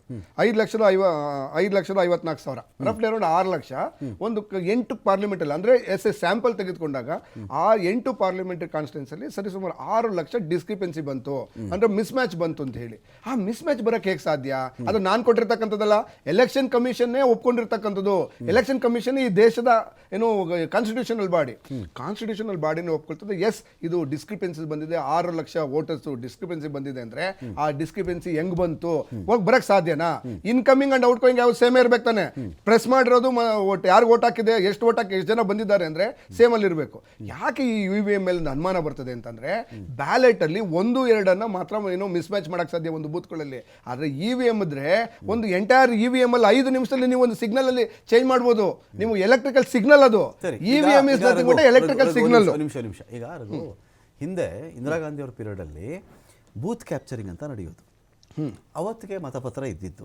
ಮತಪತ್ರದಲ್ಲಿ ನೀವು ನಿಮ್ಮ ಹಿರಿಯರೆಲ್ಲ ಹೆಂಗ್ ಮೋಸ ಮಾಡಿಸ್ತಾ ಇದ್ರಿ ನೀವು? ಓಕೆ, ನೋಡಿ, ನಾವು ಅದು ನಿಜವಾಗ್ಲೂ ಅದು ನಮ್ಮ ಲೆವೆಲ್ ಅಲ್ಲಿ ಆಗೇ ಇಲ್ಲ. ಅದನ್ನ ನಾವು ಪ್ರೂವ್ ಯಾವ್ದು ಮಾಡಿಲ್ಲ. ನಿಮ್ಮ ಪೂರ್ವಜರು ಹೇಳ್ಬೇಕಾಗಿತ್ತಲ್ಲ ನಿಮಗೆ. ಅಲ್ಲ, ಒಂದ್ ನಿಮಿಷ ಕಾಂಗ್ರೆಸ್ನ ಪೂರ್ವಜರು ಒಂದ್ ನಿಮಿಷ ಕೇಳಿಸ್ಕೊಳ್ಳಿ. ಈಗ ಮೊನ್ನೆ ಇದರಲ್ಲಿ ದುಡ್ಡನ್ನು ಕದ್ಕೊಂಡು ಹೋದ್ರು. ಇಡೀ ಲೇಟೆಸ್ಟ್ ಅಡ್ವಾನ್ಸ್ ಟೆಕ್ನಾಲಜಿ ಇದ್ರೂ, ಎಲ್ಲ ಏರಿಯಾದಲ್ಲೂ CC ಕ್ಯಾಮ್ರಾ ಇದ್ರೂ ಕೂಡ ಮೊನ್ನೆ ಏನೋ ಬೆಂಗಳೂರಿನಲ್ಲಿ ಇದನ್ನು ಕದ್ಕೊಂಡು ಹೋಗಿದ್ರು. ಇಮಿಡಿಯೇಟ್ 2 ದಿನದಲ್ಲಿ ಹಿಡಿದಾಕಿದ್ರು. ಹಾಗೆ 40-50 ವರ್ಷಕ್ಕೂ ಲಾಸ್ಟ್ 10 ಇಯರ್ಸಲ್ಲೂ ಹಲವಾರು ಬದಲಾವಣೆಗಳಾಗಿದೆ. ನೋಡ್ರಿ ರಘು, ನೀವೇನು ಹೇಳಿದ್ರಿ, EVM ಅಲ್ಲಿ ಹಿಂಗೆ ನಡೆಯುತ್ತೆ, ಮತಪತ್ರದಲ್ಲಿ ಹಿಂಗಾಗಲ್ಲ, ತುಂಬ ಮಾಡೋಕ್ಕಾಗಲ್ಲ ಅಂದ್ರಿ. ನಮ್ಗೆ ಅವತ್ತಿಗಿದ್ದು ನ್ಯೂಸ್ಗಳು ಬರ್ತಿದ್ದು, ನಾವು ಸರ್ಚ್ ಕೊಟ್ಟರು ಸಿಗೋದೇನು ಅಂತ ಹೇಳಿದ್ರೆ, ಒಂದು ಬೂತಲ್ಲಿ 560 ಜನ ಓಟ್ ಹಾಕಿದಾರಪ್ಪ. ಇಲ್ಲಿ ಓಟ್ ಹಾಕಿದ್ರು, ಹೋದ್ರು, ಬಾಕ್ಸಲ್ಲಿ ತುಂಬಿದ್ರು, ಮತಪತ್ರಗಳು ತುಂಬಿದ್ರು, ಹೊರಟೋದ್ರು. ಈ ಓಟನ್ನೇ ಕಿತ್ತಾಕ್ಬಿಟ್ಟು ಟೋಟಲ್ 2,000 ಮತಗಳಿತ್ತು ಆ ಹಳ್ಳಿಲಿ ಅಂದರೆ 2,000 ಮತವನ್ನು ಒಬ್ಬರೇ ಕೂತ್ಕೊಂಡು ಒತ್ತುಬಿಟ್ಟು ಅದನ್ನು ಒತ್ಬಿಟ್ಟು ಆ ಬಾಕ್ಸಲ್ಲಿ ಹಾಕ್ಬಿಟ್ಟು ಅದನ್ನೇ ಕೌಂಟಿಂಗ್ ಕಳಿಸ್ತಾ ಇದ್ರು ಅಂತ ಮಾಹಿತಿ. ಇದರಲ್ಲಿ ಮೋಸ ನಡೆಯಲ್ವಾ ಇದು? ಅಲ್ಲ, ಒಂದ್ ನಿಮಿಷ, ಆ ರೀತಿ ಏನೋ ನಡೆದ್ರೆ 100% ಮೋಸ ಆಗ್ತದೆ. ಆಗಿದೆಯಲ್ಲ ಈಗ. ಯಾವಾಗಿದೆ ಪರಮೇಶ್ವರದ ಬೈಟ್ ಪ್ಲೇ ಮಾಡಿಸ್ಲಾ ಇವಾಗ? ನಾವೆಲ್ಲ ಒತ್ಬಿಡ್ತಿದ್ದ ಕಣಣ್ಣ ಅಂತ ಮತ್ತೆ ಹೇಳಿದ್ದು ಕೇಳಿಸಿಲ್ವಾ ನಿಮ್ಗೆ? ಕೇಳಿಸ್ಕೊಳ್ಳಿ, ಕಳೆದ 10-20 ವರ್ಷದಲ್ಲಿ ಟೆಕ್ನಾಲಜಿ ಅಡ್ವಾನ್ಸ್ ಆಗಿದೆ. ಕೇಳಿಸ್ಕೊಳ್ಳಿ, ಅಡ್ವಾನ್ಸ್ ಆಗೋ ಕಾಲದಲ್ಲೇ ಮೋಸ ನಡಿಬೇಕಾದ್ರೆ ಹಳೆ ಮತಪತ್ರ ಒಂದ್ ನಿಮಿಷ, ಬೂತ್ ಅನ್ನ ಕ್ಯಾಪ್ಚರ್ ಮಾಡಕ್ ಸಾಧ್ಯನೇ ಇಲ್ಲ. ಈಗ ಇನ್ ಕೇಸ್ ಆಗ್ತದೆ ಅಂದ್ರೂ ಆಗ್ಬಹುದು, 1-2 ಗಲಾಟೆಗಳು ಮಾಡಿ ಬಸ್ ಅನ್ನ. ರಾಹುಲ್ ಗಾಂಧಿ ಒಂದ್ ನಿಮಿಷ, ನೀವು ಬೂತ್ ಕ್ಯಾಪ್ಚರ್ ಗಳನ್ನ ಮಾಡಕ್ ಚಾನ್ಸ್ ಇಲ್ಲ ಈಗ. ಯಾಕೆ ಅಂತಂದ್ರೆ ಮೊದಲು ರೀತಿ ಯಾವ್ದು ಏನ್ ಮಾಡ್ತಾ ಇದ್ರೆ ಅದನ್ನಾದ್ರೂ ಹೇಳ್ರಿ, ಹೋಗ್ಲಿ ಅದನ್ನ ತಪ್ಸೋದ್ ಹೆಂಗೆ ಅಂತ ಅವ್ರಿಗೆ ಐಡಿಯಾ ಕೊಡಿ. ಅವ್ರಿಗೆ ಅದನ್ನ ನಾವು ಹೇಳಿದ್ದೇವೆ, ಬನ್ನಿ ನೀವು ಬ್ಯಾಲೆಟ್ ಪೇಪರ್ ತನ್ನಿ. ಈ ಪ್ರಪಂಚದಲ್ಲಿ ಇರ್ತಕ್ಕಂಥ ಎಲ್ಲಾ ದೊಡ್ಡ ದೇಶಗಳು ಬ್ಯಾಲೆಟ್ ಅಲ್ಲಿ ಇರುವಾಗ ಭಾರತ ಮಾತ್ರ ಯಾಕೆ ಬರೀ ಇವಿಎಂ ಅಲ್ಲೇ ಕುತ್ಕೊಂಡಿದ್ದಾರೆ? ಬ್ಯಾಲೆಟ್ ಪೇಪರ್ ಅಲ್ಲಿ ಹಿಂಗೆ ಅವತ್ತಿನ ಕಾಲದಲ್ಲೇ ಮಾಡ್ರು, ಇವತ್ತು ದೊಡ್ಡ ವಿಷಯ ಇಷ್ಟು ಟೆಕ್ನಾಲಜಿ ಇದ್ದೇ ಮಾಡ್ತಾ ಇದಾರೆ. ಬ್ಯಾಲೆಟ್ ಅಲ್ಲ, ನೀವು ಇವಿಎಂ ಅವಾಗ ಇವಿಎಂ ಬಂದಿರೋದು, ಇವಿಎಂ ಅಲ್ಲಿ ಮ್ಯಾನಿಪುಲೇಟ್ ಮಾಡ್ತಾ ಇರೋದು. ಇವಿಎಂ ಅಲ್ಲಿ ಎಲೆಕ್ಟ್ರಾನಿಕ್ ನೀವು ಚೈನಾ ಕೊಡಿ, ಯಾಕೆ ಚೈನಾ ಯೂಸ್ ಮಾಡ್ತಾ ಇಲ್ಲ, ಅಮೆರಿಕ ಯೂಸ್ ಮಾಡ್ತಾ ಇಲ್ಲ, ಆಸ್ಟ್ರೇಲಿಯಾ ಯೂಸ್ ಮಾಡ್ತಾ ಇಲ್ಲ, ಲಂಡನ್ ಯುರೋಪ್ ಅಲ್ಲಿ ಯೂಸ್ ಮಾಡ್ತಾ ಇಲ್ಲ, ಇಂಗ್ಲೆಂಡ್ ಯೂಸ್ ಮಾಡ್ತಾ ಇಲ್ಲ. ಯಾಕೆ ಅಂತಂದ್ರೆ ಬಿಜೆಪಿ ಅವರು ಅದು ಆಯ್ತು, ನಿಮ್ ತಾಕತ್ತಿದ್ರೆ ಕೊಡಿ, ಯಾವ್ದಾನ ಒಂದು 10 ದೇಶ ಕೊಡಿ, ಇದ್ರಲ್ಲಿ ಏನತ್ತಾ ನೀವು ಸರಿಗಿಲ್ಲ ನೀವು ಪ್ರೂವ್ ಮಾಡ್ಬಿಟ್ರೆ ನಮ್ಮ ಡೆಮೋಕ್ರೆಟಿಕ್ ಸಿಸ್ಟಮ್ ಮಾಡಿಫೈ ಮಾಡ್ತೀವಿ ಕೊಡಿ, ತಾಕತ್ತಿದ್ರೆ ಕೊಡಿ. ಯಾಕೆ ಬೇರೆ ದೇಶದವರು ನಿಮ್ ಇವಿಎಂ ಮಷೀನ್ ಅಲ್ಲಿ ಯಾಕೆ ರಿಜೆಕ್ಟ್ ಮಾಡವ್ರೆ? ಇದೇ ಜರ್ಮನಿಯವರು, ಇದೇ ಅಮೆರಿಕದವರು ರಿಜೆಕ್ಟ್ ಮಾಡವ್ರೆ. ಅಲ್ಲಿ ಹ್ಯಾಕ್ ಮಾಡಿ ಮಾಡಬಹುದು, ಇದು it is not A tamper free ಅಂತ ಪ್ರೂವ್ ಮಾಡಿದ್ಮೇಲೆ ಇಲ್ಲ ನಾವು ಇವಿಎಂ ಹೋಗಲ್ಲ, ಪ್ರಜಾಪ್ರಭುತ್ವ ವ್ಯವಸ್ಥೆ ಬಿಜೆಪಿ ಸರ್ಕಾರ ಹಾಳು ಮಾಡ್ತಿದೆ ಅಂತ ಹೇಳಿ ಇವರೇನೆ ಎಲೆಕ್ಷನ್ ಕಮಿಷನ್ ಒಪ್ಕೊಂಡಿದೆ. 6 ಲಕ್ಷ ವೋಟರ್ ಡಿಸ್ಕ್ರಿಮಿನೆನ್ಸ್ ಬರ್ತದೆ ಅಂದ್ರೆ ಇದಕ್ಕೆ ತಲೆ ತಗ್ಸುವಂತ ಕೆಲಸ ಏನಿದೆ? ಮತ್ತೆ ನೀವೇ ಒಂದು ಹೇಳಿದ್ರಿ ಅವಾಗ್ಲೇ, ಎಲೆಕ್ಷನ್ ಕಮಿಷನ್ ಅಲ್ಲಿ ವೋಟ್ ಹಾಕಿರೋರು ವೋಟ್ ಕೊಡಿ ಅಂತಂದ್ರೆ ನಮ್ಮ ದೇಶದ ಹೆಣ್ಮಕ್ಳು ತಾಯಂದಿರು ವಿಡಿಯೋ ಕೊಡಕ್ ಆಯ್ತದ? ಏನ್ ಅವ್ರನ್ನು ಬೆಡ್ರೂಮ್ ವಿಡಿಯೋ ಕೇಳಿದ್ರ? ನಾವು ಕೇಳಿದ್ದು ನಾನು ಕೇಳೋದು ಬಹಳ ಸರಳವಾಗಿದೆ ರೀ. ಇದು ಪಾರದರ್ಶಕ ವ್ಯವಸ್ಥೆ ಅಂತ ಹೇಳಿದಾಗ ಒಂದು ಕ್ರಿಕೆಟ್ ಮ್ಯಾಚಿನ ಎಲ್ಲರೂ ನೋಡ್ಬೋದು. ವೋಟ್ ಹಾಕ್ತಾರೆ, ಒಂದು 3 ಜನ ಕೂತಿರ್ತಾರೆ, ನಮ್ಮ ID ಚೆಕ್ ಮಾಡೋಕ್ಕೊಬ್ರು, ಶಾಯಿ ಹೆಚ್ಚಕ್ಕೊಬ್ರು, ಅದನ್ನು ಅಪ್ರೂವ್ ಮಾಡೋಕ್ಕೊಬ್ರು, ಅಲ್ಲಿ ವೋಟ್ ಹಾಕ್ತಾರೆ. ಎಲ್ಲ ಪಕ್ಷಗಳ ಏಜೆಂಟ್ಗಳು ಇನ್ನೊಂದು ಕಡೆ ಆಪೋಸಿಟಲ್ಲಿ ಟೇಬಲ್ ಹಾಕೊಂಡು ಕೂತಿರ್ತಾರೆ. ಇದ್ರದ್ದು ಒಂದು ವೇಳೆ ನೇರ ಪ್ರಸಾರ ಮಾಡಿಬಿಟ್ರು, ಯಾರೋ ಆ ಬೂತಲ್ಲಿ ಬಂದಿದ್ದು ಇಲ್ಲಿ ಬಂದ ತಕ್ಷಣ ಅದು ಐಡೆಂಟಿಫೈ ಮಾಡಿ ಹೇಳ್ಬಿಟ್ರೆ ಜಗತ್ತಿಗೆ ಜಾಹೀರಾಗುತ್ತದು. ಅದನ್ನೂ ನೀವು ಮಾಡೋಕ್ಕೆ ರೆಡಿ ಇಲ್ಲ, ಬ್ಯಾಡ್ರಪ್ಪ ಏನೋ ದೊಡ್ಡ ಸಿಸ್ಟಮ್ ಬೇಕು ನಿಮಗೆ ಅಂತಲೇ ಅಂದ್ಕೊಂಡ್ಬಿಡೋಣ ರೀ. ಅಲ್ಲಿ ಈ ಥರದ್ದು ಮೋಸ ನಡೆದಿದೆ, ನನಗೆ ಅನುಮಾನ ಇದೆ, ನಾನೇ ಕ್ಯಾಂಡಿಡೇಟ್ ಇದ್ದೀನಿ ಅಲ್ಲಿ, ನನಗೆ ಅದು ವಿಡಿಯೋ ಕೊಡ್ರಪ್ಪ ಅಂದರೆ, ಒಂದು ಇಷ್ಟು ಜನ ಕೇಳಿದಾರಲ್ಲ, ಒಂದು ವಿಡಿಯೋ ನಾನು ಇಂಥದ್ದು ಕೊಟ್ಟಿದ್ದೀನಿ ನೋಡಿ, ಕನ್ವಿನ್ಸಿಂಗ್ ಆಗೋ ರೀತಿ ಇಂಥ ವಿಡಿಯೋ ನನ್ನ ಕಡೆಯಿಂದ ಬಂದಿದೆ, ಚುನಾವಣಾ ಆಯೋಗ ಈ ಥರದ ಕೋರ್ಟ್ ಮುಂದೆ ಸಬ್ಮಿಟ್ ಮಾಡಿದ್ದೀನಿ, ಚೆಕ್ ಮಾಡ್ಕೊಂಡಿದ್ರೆ ಒಂದೇ ಒಂದು ವಿಡಿಯೋ ಕೊಡೋಕೆ ಹಿಂದೆ ಮುಂದೆ ನೋಡಿದಾಗ ಅನುಮಾನ ಜಾಸ್ತಿ ಆಗುತ್ತಾ ಕಡಿಮೆ ಆಗುತ್ತಾ? ನೀವು ಒಂದು ಪಾರ್ಟಿಯವರಾಗಿ ಹೇಳಿ. ಈಗ ನಾನು ಚುನಾವಣಾ ಆಯೋಗ, ಅದು ನೀವು ಚುನಾವಣಾ ಆಯೋಗ ಪ್ರಶ್ನೆ ಕೇಳಬೇಕಾಗ್ತದೆ. ಈಗ ಇವಿಎಂ ವರ್ಸಸ್ ಬ್ಯಾಲೆಟ್ ಪೇಪರ್ ವಿಚಾರದಲ್ಲಿ ತುಂಬಾ ಒಳ್ಳೆ ಪ್ರಶ್ನೆ. 2 ನಿಮಿಷ. ಈ ಇವಿಎಂ ವರ್ಸಸ್ ಬ್ಯಾಲೆಟ್ ಪೇಪರ್ ವಿಚಾರದಲ್ಲಿ ಪರಮೇಶ್ವರ್ ಅವರು ಹೇಳಿದ್ರು, ನಾವು ಅವತ್ತು ಹೇಗೆ ವೋಟ್ ಹಾಕ್ತಿದ್ವಿ ಅಂದ್ರೆ ಒಬ್ಬರೇ 100 ಜನದ ವೋಟ್ ಮಾಡ್ತಿದ್ವಿ ಅಂತ. ಈಗ ನಮ್ಮ ಕಾಂಗ್ರೆಸ್ ವಕ್ತಾರು ಬಹಳಷ್ಟು ಮಾತಾಡ್ತಾ ಇದ್ರು, ಗೊತ್ತಿಲ್ಲ ಅವ್ರಿಗೆ ಎಲ್ಲಿಂದ ಮಾಹಿತಿ ಸಿಕ್ಕಿದೆ ಅಂತ. 1978 ಶಾ ಕಮಿಷನ್ ರಿಪೋರ್ಟ್ ಬಹಳ ಸ್ಪಷ್ಟವಾಗಿ ಹೇಳಿತ್ತು, ಇಂದಿರಾ ಗಾಂಧಿ ಅವರ ನೇತೃತ್ವದಲ್ಲಿ ಬೂತ್ ಕ್ಯಾಪ್ಚರಿಂಗ್ ಆದಂತದ್ದು ಎಮರ್ಜೆನ್ಸಿ ಟೈಮಲ್ಲಿ. 1970s ಇಂದ 1980s ವರೆಗೂ ಇದೇ ಕಾಂಗ್ರೆಸ್ ಆಡಳಿತ ಇದ್ದಂತ ಅನೇಕ ರಾಜ್ಯಗಳಲ್ಲಿ ದೊಡ್ಡ ಮಟ್ಟದಲ್ಲಿ ಬೂತ್ ಕ್ಯಾಪ್ಚರಿಂಗ್ ಆಯ್ತು. 1989 ತಂದಿದ್ಯಾರು? ಬಿಜೆಪಿ ತಂತ ಇವಿಎಂಸ್ ಅನ್ನ ಖಂಡಿತವಾಗ್ಲೂ ಇಲ್ಲ. ಅವತ್ತಿನ ಎಲೆಕ್ಷನ್ ಕಮಿಷನ್, ಅವತ್ತು ಯಾರ ಸರ್ಕಾರ ಇತ್ತು? ಇದೇ ಕಾಂಗ್ರೆಸ್ನ ಸರ್ಕಾರ ಇತ್ತು. ಮತ್ತೆ ಇದನ್ನ ಇಂಪ್ಲಿಮೆಂಟ್ ಮಾಡಿದ್ದು ಎಲ್ಲಿ ಅಂತಂದ್ರೆ ಇದೇ ಕೇರಳದ ಕಾಂಗ್ರೆಸ್ ಸರ್ಕಾರ for the first time implement ಮಾಡಿದಂತ ಇಡೀ ದೇಶದಲ್ಲಿ. ಯಾವ್ದನ್ನ? ಇವಿಎಂಸ್ ಅನ್ನ. ಈಗ ನಾವು ಕೇಳ್ತಾ ಇರ್ತಕ್ಕಂಥದ್ದು, ಇವ್ರೇನ್ ಹೇಳ್ತಾರೆ ಬೂತ್ ಕ್ಯಾಪ್ಚರಿಂಗ್ ಆಗುತ್ತೆ ಮತ್ತೊಂದಾಗುತ್ತೆ ಅಂತ. ಎಷ್ಟೋ ಈ ಅನೇಕ ಕಾಂಗ್ರೆಸ್ ಆಡಳಿತ ಇದ್ದಂತ ಪ್ರದೇಶಗಳಲ್ಲಿ ಬೂತ್ ಕ್ಯಾಪ್ಚರಿಂಗ್ ಆಗಿತ್ತು. ಈಗ ಇವರೇ ಹೇಳ್ತಾ ಇದ್ದಾರೆ, ಇವ್ರೇನ್ ಹೇಳ್ತಾರೆ, Supreme Court BJP agent, Supreme Court ಜುಡಿಷಿಯರಿಗೆ ಅವರ ಅಭಿಪ್ರಾಯ ಆಗಿರ್ತದೆ. ಈಗ ಅದನ್ನೇ ನಾನು ಏನ್ ಹೇಳ್ತಾ ಇದ್ದೀನಿ ಅಂದ್ರೆ, ಈಗ ಅದೇ ಸುಪ್ರೀಂ ಕೋರ್ಟ್ ಅನೇಕ ಬಾರಿ 2019 ಇಂದ 2024 ಐ ಆಮ್ ವೆರಿ ಅಕ್ಯುರೇಟ್ ನಡೆದಂತ ಅನೇಕ ಸುಪ್ರೀಂ ಕೋರ್ಟ್ ನ ಜಜ್ಮೆಂಟ್ ಗಳಲ್ಲಿ ಇವಿಎಂ ಸ್ಪಷ್ಟವಾಗಿ ಕೆಲಸ ಮಾಡ್ತಾ ಇದೆ, ಯಾವುದೇ ಕಾರಣಕ್ಕೂ ಈ ಪೆಟಿಷನ್ ಒಪ್ಪೋದಿಲ್ಲ ಅಂತ ಸುಪ್ರೀಂ ಕೋರ್ಟ್ ಹೇಳಿದೆ. ಸರ್ ನಾನು ಹೇಳ್ತಿರೋಂಥದ್ದಲ್ಲ. ಹಾಗಾದ್ರೆ ಅವರು ಕ್ರಾಸ್ ಚೆಕ್ ಮಾಡಿರಲ್ವಾ ಇವಿಎಂ ಕೆಲಸ ಮಾಡ್ತಾ ಇದೆಯಾ, ಬ್ಯಾಲೆಟ್ ಪೇಪರ್ ಏನು ಅಂತ? ಬ್ಯಾಲೆಟ್ ಪೇಪರ್ ವಿಚಾರವಾಗಿ ಸಲ್ಲಿಸಿದಂತ ಪೆಟಿಷನ್ ರಿಜೆಕ್ಟ್ ಮಾಡಿ ಸುಪ್ರೀಂ ಕೋರ್ಟ್. ಒಂದ್ ನಿಮಿಷ ಕೇಳಿ, ಯಾಕೆ ಈ ರೀತಿ ಸುಳ್ಳು ಹೇಳ್ತಾರೆ ಹಾಗಾದ್ರೆ ಕಾಂಗ್ರೆಸ್ ನವರು? ಕೇಳಿಸ್ಕೊಡ್ರಿ ದೊಡ್ಡವರೇ,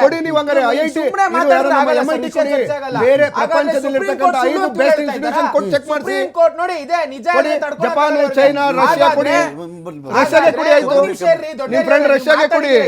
ಕೇವಲ ಸುಮ್ಮನೆ ಸುಪ್ರೀಂ ಕೋರ್ಟ್ಗೆ ಟೆಕ್ನಿಕಲ್ ಎಕ್ಸ್ಪರ್ಟೈಸ್ ಅಲ್ಲ, ಸುಪ್ರೀಂ ಕೋರ್ಟ್ಗೆ ಟೆಕ್ನಿಕಲ್ ಎಕ್ಸ್ಪರ್ಟೈಸ್ ಅಲ್ಲ, ಅವರು ಕಾನೂನಿನ ತಜ್ಞರು ಅಷ್ಟೇನೆ. ಈಗ ನಾನು ಕೇಳೋದು ರಘು, ನಾನು ಒಂದು ನಿಮಿಷ ಕೇಳ್ಬಿಡ್ತೀನಿ. ಟೆಕ್ನಿಕಲ್ ಎಕ್ಸ್ಪರ್ಟ್ ಇಲ್ಲ ಅವ್ರಿಗೆ. ಟೆಕ್ನಿಕಲ್ ಎಕ್ಸ್ಪರ್ಟ್ ಅಲ್ಲ ಅಂತ ಹೇಳಿದ್ರೆ, ಈ ದೇಶದಲ್ಲಿ ಅಂಬೇಡ್ಕರ್ ಸಂವಿಧಾನ ವಿರಚಿತವಾಗಿ ನಡೆದಿರ್ತಕ್ಕಂಥ ಈ ದೇಶದಲ್ಲಿ ನಮ್ಮ ಮುಂದೆ ಇರೋ ಆಪ್ಷನ್ ಏನು? ಸುಪ್ರೀಂ ಕೋರ್ಟ್ ಹೋಗಿದೀವಪ್ಪ ನಾವು, ಆಯ್ತು ಸರಿ. ಈಗ ಪೆಗಾಸಸ್ ಬಂತು, ಪೆಗಾಸಸ್ ಹೌದು, ಒಂದು ಕಳ್ಳ ಮಾಲ್ವೇರು, ಕಳ್ಳ ಸಾಫ್ಟ್ವೇರು ಏನೋ ಒಂದು ಬಂದಾಗ ಸುಪ್ರೀಂ ಕೋರ್ಟ್ ಏನೋ ಟೆಕ್ನಿಕಲ್ ಕಮಿಟಿ ರಚನೆ ಮಾಡಿ ಯಾರ್ಯಾರಿಗೆ ಏನೇನು ದೂರ ಇದೆಯೋ ಅವ್ರ ಮುಂದೆ ಕೊಟ್ಬಿಟ್ರಪ್ಪ, ನಿಮ್ಮ ಮೊಬೈಲ್ ಹ್ಯಾಕ್ ಆಗಿದೆಯಾ, ನಿಮಗಂತ ಸಂಶಯ ಇದೆಯಾ ಅಂತ ಒಂದು ಟೆಕ್ನಿಕಲ್ ಸಮಿತಿ ಮುಂದೆ ಕೊಡ್ತು. ಅದ್ರ ಮುಂದೆ ಕಂಟಿನ್ಯೂ ಆಗಬೇಕಲ್ಲ ಅದು. ಅದನ್ನೇ ಹೇಳಿದ್ ಸರ್. ಈಗ ಅವರು ಟೆಕ್ನಿಕಲಿ ಇಲ್ಲ, ಈಗ ನಾವು ಜಡ್ಜ್ಗಳನ್ನ ಕಮಿಟಿ ಮಾಡ್ಬೋದು ಅಷ್ಟೇ. ಈಗ ಅಂತಾರಾಷ್ಟ್ರೀಯ ಈಗ ಇವಿಎಂ ಬೇರೆ ಸೇಲ್ ಮಾಡಿದ್ವಿ, ಬೇರೆ ದೇಶಕ್ಕೆ ಸೇಲ್ ಮಾಡಿದ್ಮೇಲೆ ಯಾಕೆ ಅಂತಾರಾಷ್ಟ್ರೀಯ ಮಟ್ಟದಲ್ಲಿ ಯಾಕೆ ನೆಗೆಟಿವ್? ಅಂತಾರಾಷ್ಟ್ರೀಯ ಮಟ್ಟದಲ್ಲಿ ಟ್ಯಾಂಪರ್ ಫ್ರೀ, ಇದು ಕಾನೂನಿನ ವಿರುದ್ಧವಾಗಿರುವಂತ ರಿಸಲ್ಟ್. ಅಂತಾರಾಷ್ಟ್ರೀಯ ಮಟ್ಟದಲ್ಲಿ ಸಂಸ್ಥೆಗಳು ರಿಜೆಕ್ಟ್ ಮಾಡಿದ್ದಾವೆ. ಕೇಳಿಸ್ಕೊಳ್ರಿ, ಈ ಥರ ಅಂತಾರಾಷ್ಟ್ರೀಯ ಸಂಸ್ಥೆಗಳು ರಿಜೆಕ್ಟ್ ಮಾಡಿದಾಗ ಬೇರೆ ಅಂತಾರಾಷ್ಟ್ರೀಯ ಮಟ್ಟದಲ್ಲಿ ಅದಕ್ಕೆ ತಕ್ಕ ರೀತಿಯಲ್ಲೇ ಹೋರಾಟ ಆಗಿರುತ್ತೆ. ತಕ್ಕ ರೀತಿಯಲ್ಲಿ ಯಾರಾದರೂ ನಿಮ್ಮ ಪಾರ್ಟಿಯಿಂದ ನಮ್ಮ ಸರಿ ಇಲ್ಲ ರೀ, ಸುಪ್ರೀಂ ಕೋರ್ಟ್ ಜಡ್ಜ್ಗಳು ಇವೆಲ್ಲ ಇದಿರಲ್ರಪ್ಪ, ನಿಮ್ಮಲ್ಲಿ ಎಕ್ಸ್ಪರ್ಟೈಸ್ ಕಮಿಟಿನೇ ಇಲ್ಲ, ನನಗಿಂತ ಕಮಿಟಿ ಮೂಲಕ ಇದು ತನಿಖೆ ಆಗಬೇಕು, EVMಗಳು ಒಬ್ಬರು ಅರ್ಜಿ ಹಾಕಿ, ನಾನು ರಘು ದೊಡ್ಡೇರಿ ಅರ್ಜಿ ಬರೆದಿದ್ದೀನಿ, ನಂದೊಂದು ದೂರಿದೆ, ಒಬ್ಬರು ಸಲ್ಲಿಸಬೇಡಿ, ಡಿಬೇಟಲ್ಲಿ ಹೇಳಿ, ಇಲ್ಲ ಬೀದಿಲ್ಲ ರಾಹುಲ್ ಗಾಂಧಿ ಥರ ತಿರುಗಿ ಬಿಹಾರ ಓಟ್ ಚೋರಿ, ಇಲ್ಲಿ ಓಟ್ ಚೋರಿ, ಇದು ಮಾಡೋದ್ರಿಂದ ಅದು ನಿಮಗೆ ಪೊಲಿಟಿಕಲಿ ಒಂದು ನಿಮಿಷ ಕೇಳಿಸ್ಕೊಳ್ಳಿ,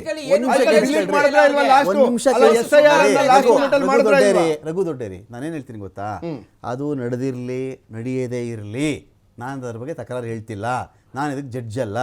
ನೀವು ಜಡ್ಜ್ ಮುಂದೆ ಕೇಳಿಕೊಳ್ಳುವ ಅವಕಾಶ ಈ ದೇಶದಲ್ಲಿ ಇದೆ.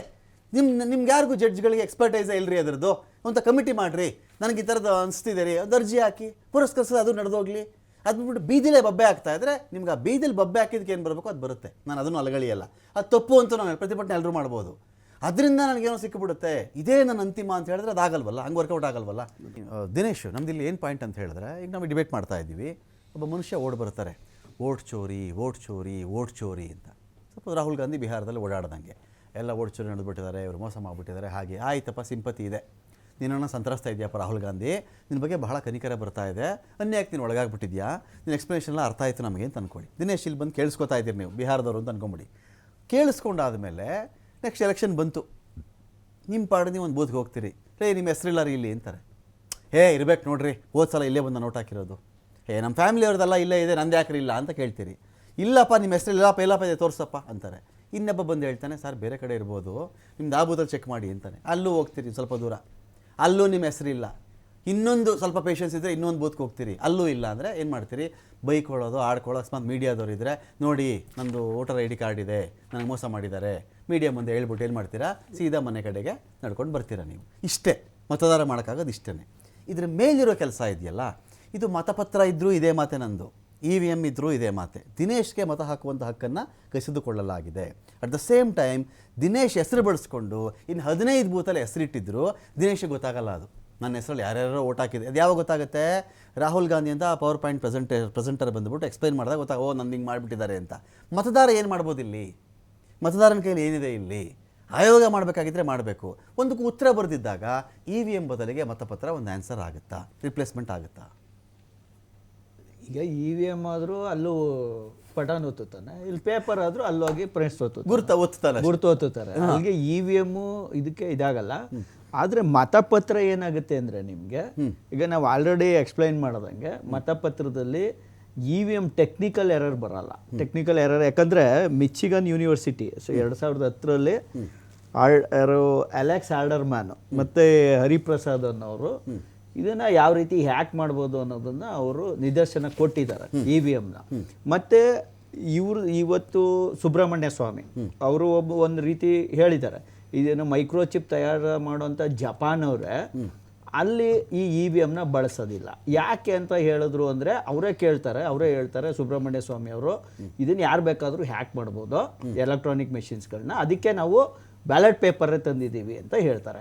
ಆಮೇಲೆ ನಾವು ಹಿಂದೆ ಬೂತ್ ಕ್ಯಾಪ್ಚರ್ ವಿಚಾರಕ್ಕೆ ಬಂದಾಗ, ಹಿಂದೆ ಬೂತ್ ಕ್ಯಾಪ್ಚರ್ ಟೈಮಲ್ಲಿ ಈ CC ಕ್ಯಾಮ್ರಾಗಳಿರಲಿಲ್ಲ.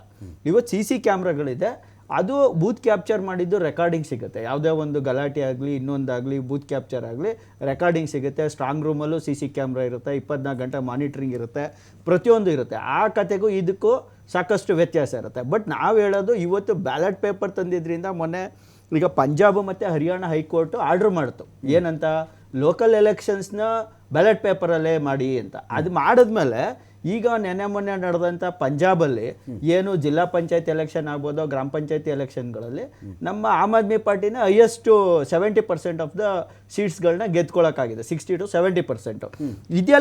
ಇದೆಲ್ಲ ಒಂದು ಪ್ಲಸ್ ಪಾಯಿಂಟ್ ಆಗಿದೆ ಇವತ್ತಿನ ರಾಜಕಾರಣದಲ್ಲಿ ನಾವು ನೋಡಿದಾಗ. ಅಂದರೆ ನಾವು ಹೇಳೋದು ಈಗ ಸುಬ್ರಹ್ಮಣ್ಯ ಸ್ವಾಮಿ ಅವರ ಹೇಳಿಕೆಗಳಾಗ್ಬೋದು, ಈಗ ಜಪಾನ್ ಏನು ಇಲ್ಲಿಗೆ ಮೈಕ್ರೋಚಿಪ್ಗಳನ್ನ ಸಪ್ಲೈ ಮಾಡುವಂಥ ಇವಿರ್ಬೋದು, ಇವೆಲ್ಲ ನಾವು ಕನ್ಸಿಡ್ರೇಷನ್ ತಗೊಂಡಾಗ ಬ್ಯಾಲೆಟ್ ಪೇಪರ್ಗೆ ಹೋಗೋದು ಒಳ್ಳೆಯದು.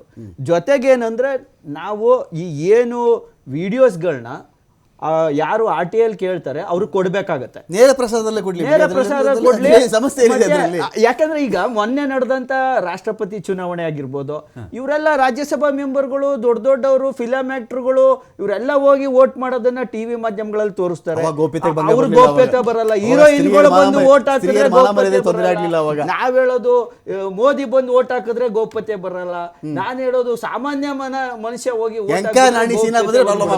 ಅಂದ್ರೆ ನಾನ್ ಹೇಳೋದು ಈ ವಿಚಾರಗಳನ್ನ ಇವತ್ತು ಎಲೆಕ್ಷನ್ ಕಮಿಷನ್ ಆಗಿರ್ಬೋದು, ಸುಪ್ರೀಂ ಕೋರ್ಟ್ ಆಗಿರ್ಬೋದು ಗಮನಕ್ಕೆ ತಗೊಂಡು ಏನು ಈ ವೋಟರ್ ಎಲೆಕ್ಷನ್ ನಡೀತವೆ ಇದನ್ನ ಲೈವ್ ಕೊಡ್ಲಿ ಸ್ಟ್ರೀಮಿಂಗು.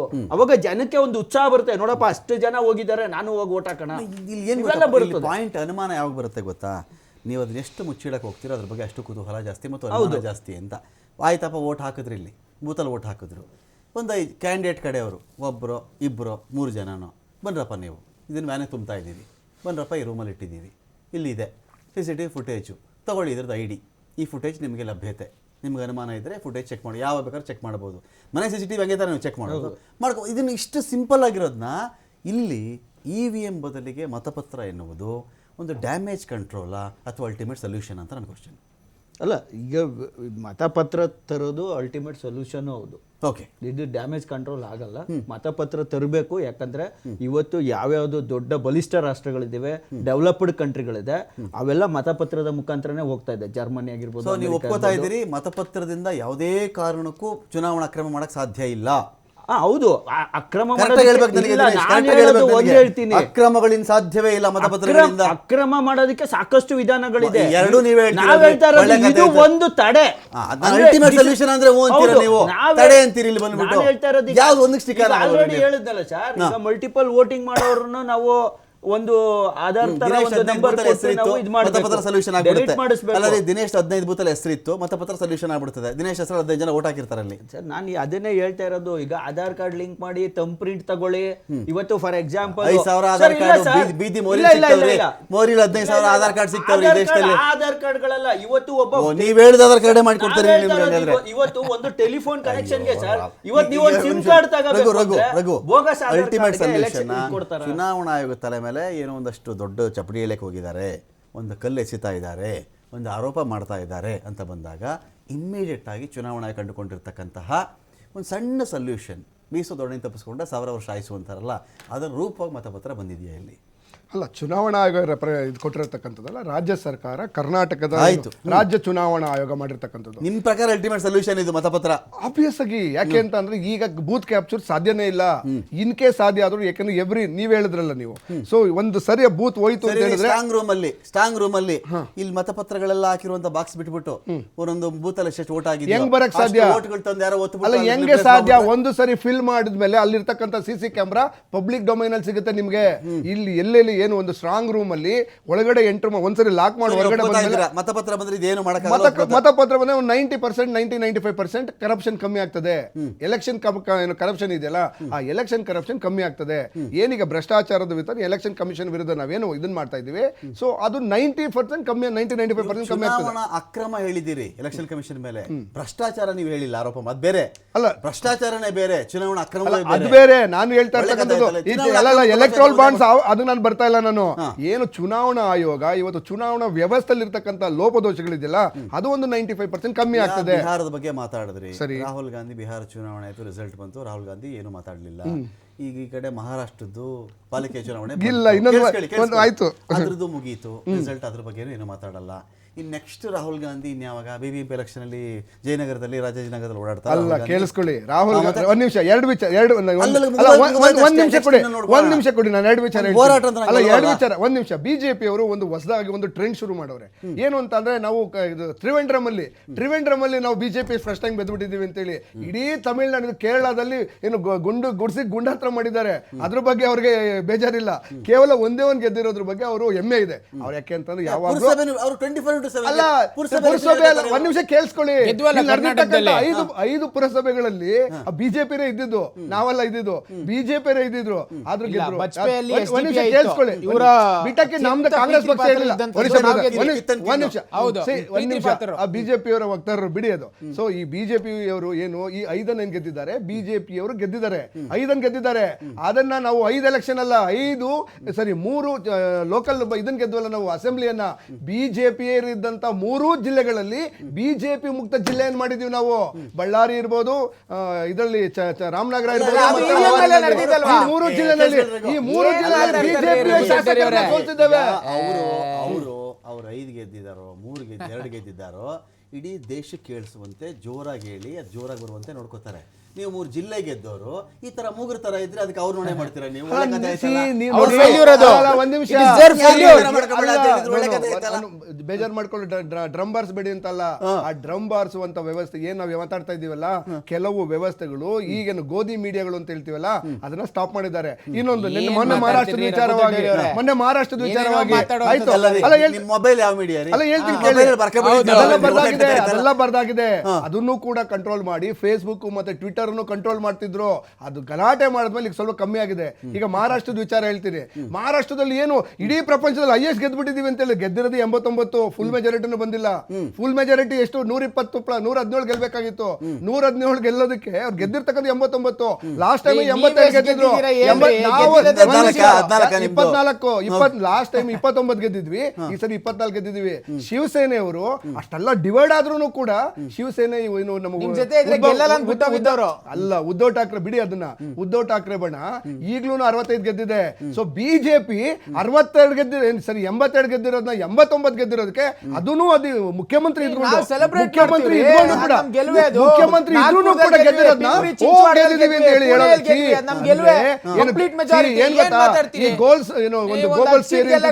ಒಂದು ಸುಳ್ಳನ್ನ 100 ಸರಿ ಹೇಳ್ಬಿಟ್ರೆ ಆ ಸತ್ಯ ಆಗ್ತದೆ ಅಂತ ಹೇಳಿ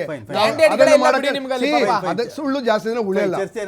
ಉತ್ಕರ್ಷ್, ಈ ಸಮಸ್ಯೆಗೆ ಮತಪತ್ರ ಪರಿಹಾರ ಎನ್ನುವುದಾದರೆ 90 to 95% ಸೊಲ್ಯೂಷನ್ ಆಗಿಬಿಡುತ್ತೆ. ಇದನ್ನೇನು ಮಾಡೋಕ್ಕಾಗಲ್ಲ, ಮತಪತ್ರಗಳನ್ನೇನು ಚೇಂಜ್ ಮಾಡೋಕ್ಕಾಗಲ್ಲ, ಎಲ್ಲರೂ ಕಣ್ಮುಂದೆ ನಡೆಯುತ್ತೆ ಅಂದಮೇಲೆ ನಿಮ್ಮದು ಸಹಮತ ಇದ್ದರೆ ಒಳ್ಳೆ ಬೆಳವಣಿಗೆ ಅಲ್ವಾ ಇದು? GBA ಎಲೆಕ್ಷನ್ಗೆ ಆಗ್ತಿರೋ ಬೆಳವಣಿಗೆ ನೋಡಿ ಸರ್. ನಾವು ಎಲ್ಲೂ ಬಹಳ ಸ್ಪಷ್ಟವಾಗಿ ಇರಬೇಕಾಗಿತ್ತೆ, ನಮಗೆ ನಾವೆಲ್ಲೂ ಕೂಡ ಆ ರೀತಿ ಹೇಳಿಕೆಗಳನ್ನು ಕೊಟ್ಟಿಲ್ಲ. ಈಗ ಇಲ್ಲಿ ಮೂಲ ಸಮಸ್ಯೆ ಏನು ಅಂತಂದ್ರೆ, ಪಾಪ ಕಾಂಗ್ರೆಸ್ ಅವ್ರಿಗೆ ಏನಾಗ್ಬಿಟ್ಟಿದೆ, ಅವ್ರು ಚುನಾವಣೆ ಗೆದ್ರೆ EVM ಸರಿ ಇದೆ, ಅವ್ರ ಚುನಾವಣೆ ಸೋತ್ರೆ EVM ಸಮಸ್ಯೆ. ಇದು ನಾನು ಹೇಳಿದ್ದೀನಿ, ಸುಪ್ರೀಂ ಕೋರ್ಟ್ ಹೇಳಿದೆ. ಸೊ ಇಲ್ಲಿ ಸಮಸ್ಯೆ ಗೆದ್ದು ನೀವು ಒಂದು ಗೆಲ್ಲೋ ತರ ಕಾಂಪನ್ಸೇಟ್ ಆಗ್ತಿದೆಯಾ ಇಲ್ಲಿ? ನೋಡಿ ಸರ್, ದೊಡ್ಡ ರಾಜ್ಯ ಗೆದ್ದು ಸಣ್ಣ ರಾಜ್ಯ ಗೆಲ್ಸ್ಬಿಟ್ಟಾಗ ಇವ್ರು ಮಾಡ್ತಿರೋದು. ನಮ್ಮ ನಿಲುವು ಸ್ಪಷ್ಟ ಇದೆ ನೋಡಿ. EVM ತಂದಿದ್ಯಾಕೆ? ಬ್ಯಾಲೆಟ್ ಪೇಪರ್ ಆದಂತ ಸಮಸ್ಯೆಗಳಿಂದ EVM ಬಂದಂತದ್ದು. ಕಾಮನ್ ಸೆನ್ಸ್ ಇರುವಂತ ಯಾರೇ ಆದ್ರೂ ಯೋಚನೆ ಮಾಡ್ತಾರೆ. ಅದು ಪಾಪ ಕಾಂಗ್ರೆಸ್ ಅವ್ರಿಗಿಲ್ಲ ಬಿಡಿ, ಅದ್ ನಾವೇನು ಮಾಡಕ್ ಆಗೋದಿಲ್ಲ. ಈಗ ಇಲ್ಲಿ ಪ್ರಶ್ನೆ ಇರ್ತಕ್ಕಂಥದ್ದು ಬ್ಯಾಲೆಟ್ ಪೇಪರ್ EVM ಅನ್ನೋದಕ್ಕಿಂತ ಇವ್ರು ಮಾಡ್ತಾ ಇರ್ತಕ್ಕಂಥ ಸುಳ್ಳು ಆರೋಪಗಳು. ಇವ್ರು ಮಾಡಿದಂತ ಒಂದೇ ಒಂದು ಆರೋಪವನ್ನ ಪ್ರೂವ್ ಮಾಡಕ್ ಆಯ್ತಾ ಇವತ್ತು? ನೀವು ಸುಮ್ಮನೆ ಪ್ರೆಸ್ ಮೀಟ್ ಮಾಡ್ಬಿಟ್ಟು ಇಲ್ಲಷ್ಟು ಜನ ಇದ್ರು ಅಲ್ಲಷ್ಟು ಜನ ಇದ್ರು ಅಂದ್ರೆ ಬನ್ನಿ, ಅದನ್ನೇ ಎಲೆಕ್ಷನ್ ಕಮಿಷನ್ ಮುಂದೆ ಪ್ರೂವ್ ಮಾಡ್ರಿ. ಒಂದ್ ನಿಮಿಷ ಕೇಳಿಸ್ಕೊಳ್ರಿ ದೊಡ್ಡರಿಯವರೇ, ಕೇಳಿಸ್ಕೊಳ್ಳೋ ತಾಳ್ಮೆ ಇಟ್ಕೊಳ್ಳಿ. ಬಿಜೆಪಿ ಅಂತ ಲಜ್ಜೆಗೆಟ್ಟ ನಾಯಕರನ್ನು ಯಾರು ನೋಡಿಲ್ಲ ನಾನು. ಇವರೇ ಮಾಡಿರೋರ್ತಕ್ಕಂಥ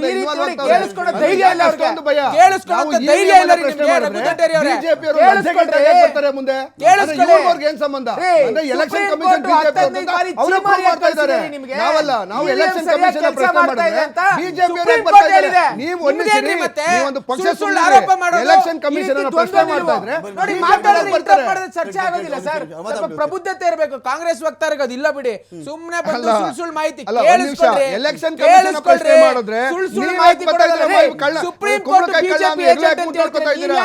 ಬಿಜೆಪಿ ಎಲೆಕ್ಷನ್ ಕಮಿಷನ್ ಪ್ರಬುದ್ಧತೆ ಇರಬೇಕು ನಿಮಗೆ. ಪ್ರಬುದ್ಧತೆ ಅಲ್ಲ. ಸುಪ್ರೀಂ ಕೋರ್ಟ್ ಅಡ್ವೊಕೇಟ್ ಗಳನ್ನ ನೀವು ಸುಪ್ರೀಂ ಬಿಜೆಪಿ ಕೋರ್ಟ್ ಏಜೆಂಟ್ ಅಂತ ಹೇಳ್ತೀರಾ. ಮಾತಾದ್ರು ಡಿಫಾಮೇಷನ್ ಕೇಸ್ ಆಗುತ್ತೆ. ತಾಕತ್ತು ಬಂದ್ರೆ ಯಾವ ಆಧಾರದ ಮೇಲೆ ಹೇಳ್ತೀರಿ? ಎಲ್ಲಾ ಲೆವೆಲ್ ಶೆಲ್ಟರ್ ತಗೊಳ್ಳೋದು.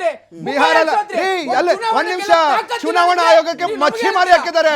ಚುನಾವಣಾ 65 ಲಕ್ಷನ ಡಿವೈಡ್ ಮಾಡಿದ್ರು, ಡಿಲೀಟರ್ ಮಾಡಿದ್ರು. ಯಾರು ನಾಚಿಕೆ ಆಗ್ಬೇಕು ನಿಮ್ಗೆ.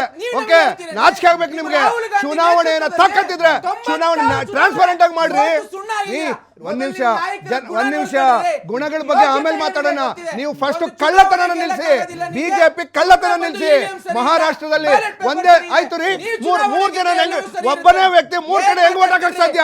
ಒಬ್ಬನೇ ವ್ಯಕ್ತಿ 3 ಕಡೆ ಓಟ್ ಹಾಕಕ್ ಸಾಧ್ಯ? ಯಾಕೆಂದ್ರೆ ನಿಮ್ಮಲ್ಲಿರ್ತಕ್ಕಂಥ ಎಲೆಕ್ಷನ್ ಕಮಿಷನ್ ಬಿಜೆಪಿ ಜೊತೆ ಶಾಮೀಲಾಗಿದೆ. ಬಿಜೆಪಿಯ ಮುಂಚೂಣಿ ಘಟಕ ಆಗಿದೆ. ತಾಕತ್ತಿದ್ರೆ ಎಲೆಕ್ಷನ್, ಯಾಕೆಂದ್ರೆ ಎಲೆಕ್ಷನ್ ಕಮಿಷನ್ ಇವರು ಇದು ಮಾಡ್ತಾರೆ ಅಂದ್ರೆ, ಎಲೆಕ್ಷನ್ ಕಮಿಷನ್ ಯಾಕೆಂದ್ರೆ ಇವರು ಎಲೆಕ್ಷನ್ ಕಮಿಷನ್ ಬೆನಿಫಿಷರೀಸ್. ಇವರು ಎಲೆಕ್ಷನ್ ಕಮಿಷನ್ ಅನ್ನ ಕಂಟ್ರೋಲ್ ಮಾಡೋದಕ್ಕೆ ಇವರೇನೆ. ಈಗ ಉತ್ಕರ್ಷ್ ಈಗ ಓಕೆನಾ ಮತಪತ್ರ? ಓಕೆ, ಈಗ ಖಂಡಿತವಾಗ್ಲು ಸರ್ ಮತಪತ್ರದಲ್ಲಿ ಆದಂತ ಚುನಾವಣೆಯಲ್ಲಿ ನಾವು ಗೆದ್ದಿದೀವಲ್ವಾ? ಇಲ್ಲ ಅದೇ ಗೆದ್ದವ್ರೆ. ಈಗ ರಘು ಕೇಳಿದ ಬರ್ಲಿ ಬಿಡಿ, ನಾವು ಫೇಸ್ ಮಾಡ್ತೀವಿ. ಕಾಮನ್ ಕ್ವಶನ್ ಏನು ಗೊತ್ತಾ ರೀ, ಆಯೋಗ ಕಡೆ ಪ್ರಶ್ನೆ ಮಾಡಿದಾಗೆಲ್ಲ ಚುನಾವಣಾ ಆಯೋಗದ ನಾವು face ಮಾಡ್ತೀವಿ. ಅಲ್ಲಲ್ಲ ಚುನಾವಣಾ ಆಯೋಗದ ವಕ್ತಾರರಾಗಿ ಬಿಜೆಪಿ ಅವರು ಬಂದ್ಬಿಡ್ತಾರೆ, ಇಲ್ಲಿ ಸ್ಪೋಕ್ಸ್ ಪರ್ಸನ್ ಆಗ್ಬಿಡ್ತಾರೆ. ಇವ್ರಿಗೆ ಯಾಕೆ ಬೇಕು? ಇವ್ರಿಗೆ ಚುನಾವಣಾ ಆಯೋಗದ ಉತ್ಸಾಹ ಬರೀ ಬಿಜೆಪಿ ಅವ್ರಿಗೆ ಯಾಕೆ ಬೇಕು? ಅವಾಗ್ಲಿಂದ ಬಹಳ ಸ್ಪಷ್ಟಪಡಿಸಿ ನೀವೇ ಕೇಳಿದಂತ ಪ್ರಶ್ನೆ ಚುನಾವಣಾ ಆಯೋಗ ಕೇಳಿ ಸರ್ ಅಂತ ನಾನು ಹೇಳಿರ್ತಕ್ಕಂಥದ್ದು. I am not the spokesperson of election commission. Ballot paper ಬಂದ್ರೆ ಬರ್ಲಿ ಬಿಡಿ, ನಾವು ಫೇಸ್ ಮಾಡ್ತೀವಿ. ನಾವು ಇವ್ರ ರೀತಿ ಓಡಾಗೋದಿಲ್ಲ. ಸೊಲ್ಯೂಷನ್ ಸಿಕ್ಬಿಡ್ತಲ್ಲ. ದೇಶದಲ್ಲಿ ಚುನಾವಣಾ ಪ್ರಕ್ರಿಯೆಗಳಲ್ಲಿ ಮಹತ್ವದ, ಬಹು ಅಪೇಕ್ಷಿತ, ಬಹು ನಿರೀಕ್ಷಿತವಾದಂತಹ ಮತಪತ್ರ ವಾಪಸ್ ಬರುತ್ತಿದೆ ಸರ್. ಇದಕ್ಕೆ ಒಂದು ಸಿಂಪಲ್ ಎಕ್ಸಾಂಪಲ್ ಕೊಡ್ತೀನಿ. ಚಂಡೀಗಢ ಮೇಯರ್ ಎಲೆಕ್ಷನ್ ನಡೀತು. ಅದೇ ಸಿಸಿಟಿವಿ ನೋಡ್ಕೊಂಡು CCTV ಆಯ್ತು ಹೇಳಿ. ಅಲ್ಲಿ ಅನಿಲ್ ಅನ್ನ ರಿಟರ್ನಿಂಗ್ ಆಫೀಸರ್ ಅವರೇ ಡಿಫೇಸಿಂಗ್ ಮಾಡ್ತಾರೆ. ಅಂದ್ರೆ ಪೇಪರ್ ಅಲ್ಲಿ ನೀವು ವೋಟ್ ಹಾಕಿದ್ರು ಈ ಅಧಿಕಾರಿಗಳು ಏನಿದಾರಲ್ಲ ಚುನಾವಣಾ ಆಯೋಗದಲ್ಲಿ ಅವ್ರಗಳ ಮೇಲೆ ಹದ್ದಿನ ಕಣ್ಣು ಇಡ್ಬೇಕಾಗಿದೆ. ಇವತ್ತು ಅವರ ಮೂಲಗಳನ್ನ ಹುಡುಕ್ಬೇಕಾಗಿದೆ. ಯಾವ ಸಂಘ ಸಂಸ್ಥೆಗಳಿಂದ ಬಂದಿದ್ದಾರೆ? ಮೂವರು ಇದಿರಲ್ರಿ ಇಲ್ಲಿ, ಮೂವರು ಜ್ವರ ಆಗ್ರಹಿಸ್ಬೇಕು ಇದನ್ನ, ಇನ್ಕ್ಲೂಡಿಂಗ್ ಬಿಜೆಪಿ. ನಾನು ಹೇಳ್ತಾ ಇರೋದು, ಅವತ್ತು ಇವ್ರು ಚಂದ್ರಚೂಡ್ ಅವರು ಬರೀ ವಾರ್ನಿಂಗ್ ಮಾಡಿ ಕಳ್ಸಿದ್ರು. ಅದು ದೇಶದ ಪ್ರಜಾಪ್ರಭುತ್ವಕ್ಕೆ ಮಾಡಿದಂತ ದೊಡ್ಡ ದ್ರೋಹ ಅಂತ ಹೇಳ್ತೀನಿ. ಆ ವ್ಯಕ್ತಿಗೆ ಅವತ್ತೇ ನೇಣಿಗೆ ಹಾಕಿದ್ರೆ ಈ ದೇಶದಲ್ಲಿ ಇಂಥ ತಪ್ಪುಗಳು ನಡೀತಿರ್ಲಿಲ್ಲ. ಯಾಕಂದ್ರೆ ಪ್ರಜಾಪ್ರಭುತ್ವದ ಹಬ್ಬ. ಯಾಕಂದ್ರೆ ನಾವು ದೇಶ ನಿಂತಿರೋದೇ ಪ್ರಜಾಪ್ರಭುತ್ವದ ಮೇಲೆ. ಚುನಾವಣಾ ಅಕ್ರಮಗಳಿಗೆ ನೇಣ ಹಾಕಬೇಕು ಅಂತ ಈ ಕಾನೂನಲ್ಲಿ ಇದ್ದಿದೆ. ಅದನ್ನೇ ಅಲ್ಲ, ಕಾನೂನುಗಳು ಬರಬೇಕು. ಯಾಕೆ ಬರಲ್ಲ? ಯಾಕೆಂದ್ರೆ ಹೇಳ್ತೀನಿ, ಅವತ್ತು ಮಾಡಿದ್ಯಾರು? Returning officer. ಅವ್ರೇನ್ ಕಾಂಗ್ರೆಸ್ ಅವರು ಅಲ್ಲ, ಬಿಜೆಪಿ ಅವರು ಅಲ್ಲ ಅಂತಾರೆ, ಮತ್ತೆ ಎಪಿ ಅವರು ಅಲ್ಲ ಅಂತಾರೆ. ಮತ್ತೆ ಆ ವ್ಯಕ್ತಿ ಕ್ಯಾಂಡಿಡೇಟ್ ನ ಸೋಲ್ಸೋದಕ್ಕೆ ಡಿಫೇಸಿಂಗ್ ಯಾಕೆ ಮಾಡ್ತಾರೆ ಅಂತ ನಾನು ಕೇಳಿದೆ. ನೋಡ್ರಪ್ಪ, ನಿಮಗೆ ಟೆಕ್ನಾಲಜಿ ಅಡಾಪ್ಟ್ ಮಾಡ್ಕೋಬೇಕು, ಮನುಷ್ಯರ ಕೆಲಸ ಕಡಿಮೆ ಮಾಡಬೇಕು, ಟ್ರಾನ್ಸ್ಪರೆನ್ಸಿ ಜಾಸ್ತಿ ಆಗಬೇಕು ಅಂತಾಗ ಜನಗಳ ಕಣ್ಣು ಮುಂದೆ ಇರುವ ಸುಲಭವಾದ ಪರಿಣಾಮಕಾರಿ ವಿಧಾನ ಅಂದ್ರೆ ಸಿಸಿಟಿವಿ. ಆ ಫುಟೇಜ್ ಒಂದು ಕೊಟ್ಬಿಟ್ರೆ ಅದನ್ನೇ ನಾವು ಹೇಳ್ತಿರೋದು. ಸೊಲ್ಯೂಷನ್ ಇದು. ಅವತ್ತು ಯಾರು ಏನು ಮಾಡ್ತಾವೆ? ಅವತ್ತು ಸ್ಟ್ರಾಂಗ್ ರೂಮ್ ಒಳಗಡೆ ಓದ್ನಾ ಇಲ್ವಾ, ಸೇಫಾ ಇಲ್ವಾ? ಅಲ್ಲ ಸರ್, ಅದಕ್ಕೊಂದು ಪ್ರೋಸೆಸ್ ಇರುತ್ತಲ್ಲ. ಒಂದು ನಿಮಿಷ, ಅದು ಹಾಕಿದ್ರೆ ಕೊಡ್ಲಿಲ್ಲ ಅಂತ ಅಲ್ಲೇನ್ ಬಂತು ಉತ್ಕರ್ಷ್ ಅಲ್ಲೇನಾಯ್ತು ಗೊತ್ತಾ ಉತ್ಕರ್ಷ್? 2 ವರ್ಷ ಮೊದಲು 2 ವರ್ಷದ ಒಳಗಡೆ ಇರೋದು ಕೊಡಕ್ಕೆ ಅಂತಾನು ಅರ್ಜಿ ಹಾಕಿ ಅಂತಾನು ಆಯ್ತು, ಅದು ಕೊಡ್ಲಿಲ್ಲ. 45 ದಿನದ ಒಳಗಡೆ ಆದ್ರೆ ಹಾಕ್ಬೋದು ಅಂತಿತ್ತು, ಕೊಡ್ಲಿಲ್ಲ ಅಂದ್ರೆ ಏನ್ ಮಾಡೋಣ ಅಂತ ಕೋರ್ಟ್ ಹೋಗಿರೋದು. ನಾನು ಹೇಳ್ತಾ ಇರೋದು, ಚಂಡೀಗಢ ಮೇಯರ್ ಎಲೆಕ್ಷನ್ ಅಲ್ಲಿ ನಡೆದಿದ್ದು ನಮ್ಗೆ ಕ್ಲಿಯರ್ ಕಟ್ ಇನ್ಫಾರ್ಮೇಶನ್ ಗೊತ್ತಾಗ್ತಾ ಇದೆ. ಇಲ್ಲಿ election commission involve with some party. ಯಾಕಂದ್ರೆ ಅವರೇ ಇದಕ್ಕೆ ಪೂರಕವಾಗಿ ನಿಂತಿದ್ದಾರೆ ಅಂತ ಪ್ರೂಫ್ ಸಿಕ್ಕಿದೆ, CCTVಲೂ ಸಿಕ್ಕಿದೆ. ಅಲ್ಲ ಸ್ವಾಮಿ, ಎಲ್ಲರೂ ಸಿಕ್ಲಿ, ದೇಶದಲ್ಲಿ ಸಿಕ್ಕಿದ್ಮೇಲೆ ಸಿಕ್ಕಿದೆ ಅಂತ ಒಪ್ಕೊಂಡ್ಮೇಲೆ ನಾನು ಹೇಳಿದ್ದು, ಮತ್ತೆ ಹಂಗಾರೆ ನಿಮ್ ಬಿಜೆಪಿ ಅವರೇ ಪ್ರೆಸಿಡೆಂಟ್ ಆಗ್ಬೇಕಿತ್ತು ಮೇಯರ್ ಎಲೆಕ್ಷನ್ ಅಲ್ಲಿ. ಯಾಕೆ ಎಪಿ ಅವ್ರ ಪ್ರೆಸಿಡೆಂಟ್ ಆದ್ರು? ಆಮೇಲೆ ನೀವು ಬಿಜೆಪಿ ಅವರೇ ಡಿಕ್ಲೇರ್ ಅಂತ ಡಿಫೇಸಿಂಗ್ ಹೆಂಗ್ ಮಾಡಿದ್ರಿ? ಅಲ್ಲಿಗೆ returning officer is completely involved ಅಂದ್ಮೇಲೆ ಎಲೆಕ್ಷನ್ ಕಮಿಷನ್ ವಿತ್ ಬಿಜೆಪಿ ಅಂತ ನಾವು ಹೇಳ್ತಾ ಇದೀವಿ. ಇವತ್ತು ಸುಪ್ರೀಂ ಕೋರ್ಟ್ ತಗೊಂಡಾದ್ಮೇಲೆ ಆ ವ್ಯಕ್ತಿ ಹೆಂಗೆ ಅಲ್ಲಿ ಮೇಯರ್ ಡಿಸ್ಕಾರ್ಡ್ ಆಗ್ತಾನೆ, ಬೇರೆ ವ್ಯಕ್ತಿ ಹೆಂಗೆ ಇದಾಗ್ತಾನೆ ಎಪಿ ಅವನು? ಅಂದ್ರೆ ನಾನು ಹೇಳ್ತಾ ಇರೋದು, ಈ ಎಲ್ಲಾ ಕುತಂತ್ರಗಳ ಹಿಂದೆ ಈ ತರ ಎಲೆಕ್ಷನ್ ಕಮಿಷನ್ ನ ಕೈವಾಡ ಇದೆ ಅನ್ನೋದಕ್ಕೆ ಪ್ರೂಫ್ ಸಿಕ್ಬಿಟ್ಟಿದೆ ನಮ್ಮ ದೇಶದಲ್ಲಿ. ಉತ್ಕರ್ಷ್ ಕ್ವಶನ್ ಏನು ಗೊತ್ತಾ? ಹಾಗಾದ್ರೆ ಪಂಜಾಬಲ್ಲಿ ನೀವು ಗೆದ್ದಾಗ ಇದೇ ಚುನಾವಣಾ ಆಯೋಗ ಸರಿಯಾಗಿ ಕೆಲಸ ಮಾಡ್ತು. ಹೌದು. ಸರ್, ಮೇ ಹಂಗಲ್ಲ. ಎಲೆಕ್ಷನಲ್ಲಿ ಇದಾದ ಇಲ್ಲಿ ನೋಡಿ ಸರ್, ತಪ್ಪುಗಳಾಗಿಲ್ಲ ಅಂತ ಹೇಳಲ್ಲ. ನೀವು ಗೆದ್ದಾಗ ಒಂದು ಮಾತಾಡ್ತೀರಾ, ಸೋತಾಗ ಒಂದು ಮಾತಾಡ್ತೀರಾ. ಗೆದ್ದಾಗ ಅಂತ ನಾವ್ ಹೇಳ್ತಾ ಇಲ್ಲ, ಇದು ಕ್ಲಿಯರ್ ಕಟ್ಟು ಇದು ಯಾರ್ದು ಆಯ್ತು. ಎಲೆಕ್ಷನ್ ನಡೆದಿರೋದು, ನ್ಯಾಯ ಸಿಕ್ತಿದೆ. ಎಲೆಕ್ಷನ್ ನ್ಯಾಯ ಸಿಕ್ತಲ್ಲ ಸ್ವಾಮಿ. ನ್ಯಾಯ ಸಿಕ್ಕಿದೆ ಅಂದ್ರೆ ಇಲ್ಲಿ ಇನ್ವಾಲ್ವ್ಮೆಂಟ್ ಯಾಕೆ ತೋರಿಸಿದ್ರು ಎಲೆಕ್ಷನ್ ಕಮಿಷನ್? Okay. ಇದು ಪೂರ್ಣ ತನಿಖೆ ಮಾಡ್ಲಿಲ್ಲ, ಜಸ್ಟ್ ಅಲ್ಲಿಗೆ ಎಂಡ್ ಅಪ್ ಮಾಡಿದ್ರು ತೇಲಿಸ್ಬಿಟ್ರು ಸುಪ್ರೀಂ ಅದನ್ನ ಕೋರ್ಟ್. ಅಂತ. ನಾನು ಹೇಳ್ತಾ ಇರೋದು ಈ ವ್ಯಕ್ತಿಯ ಹಿಂದಿನ ವ್ಯಕ್ತಿಗಳು ಯಾರು ಅದು ತನಿಖೆ ಆಗ್ಲಿ. ಇದರ ದೊಡ್ಡ ಜಾಲ ಎಲ್ಲ ಅರ್ಜಿ ಇದೆಯಾ? ಹಾಕಿದ್ರೆ ಮೇಲ್ಮನೆ ಹೋದ್ರ ಈ ವಿಚಾರದಲ್ಲಿ ನಾನು ಹೇಳ್ತಾ ಇರೋದು 5 ಬೆಂಚ್ 5 ಸದಸ್ಯರ ಪೀಠಕ್ಕೆ ಹೋದ್ರೆ ಏನಾದ್ರು ಅಲ್ಲ ಹೋಗ್ಬೇಕಿತ್ತು, ಇದು ನಿಮ್ಮನ್ನ ಯಾರು ಸಂಪೂರ್ಣ ತನಿಖೆ ಆಗ್ಬೇಕಿತ್ತು. ತಡೆದಿದ್ಯಾರೀಗ? ತನಿಖೆ ಮಾಡ್ಲಿಲ್ಲ ಸುಪ್ರೀಂ ಕೋರ್ಟ್. ಅದನ್ನ ನಾನು ನೋಡಿ, ಹೇಳ್ತಾ ಇದ್ದೀನಿ. ಎರಡು ವಿಚಾರ. ಈಗ ಆಳಂದದಲ್ಲಿ 2023 ಚುನಾವಣೆಯಲ್ಲಿ ನೀವು ಯಾವಾಗ್ಲೂ ಒಂದು ಬಿಜೆಪಿ ಹೇಳ್ತಾರೆ ನೀವು ಗೆದ್ದಾಗಿದ್ದು ಆಗಿಲ್ವ ಅಂತ ಹೇಳಿ. ನಾವು ಪ್ರತಿ ಬಾರಿಯೂ ಅದನ್ನೇ ಹೇಳ್ತೇವೆ. ಗೆದ್ದಾಗ. ಅಲ್ಲ, ಗೆದ್ದಾಗೂ ಹೇಳ್ತೀವಿ ನಾವು. ಆಳಂದ ಎಲೆಕ್ಷನ್ ಆಗಿರೋದು ನಾವು ಗೆದ್ದಾಗೆ ಆಗಿರ್ತಕ್ಕಂಥದ್ದು.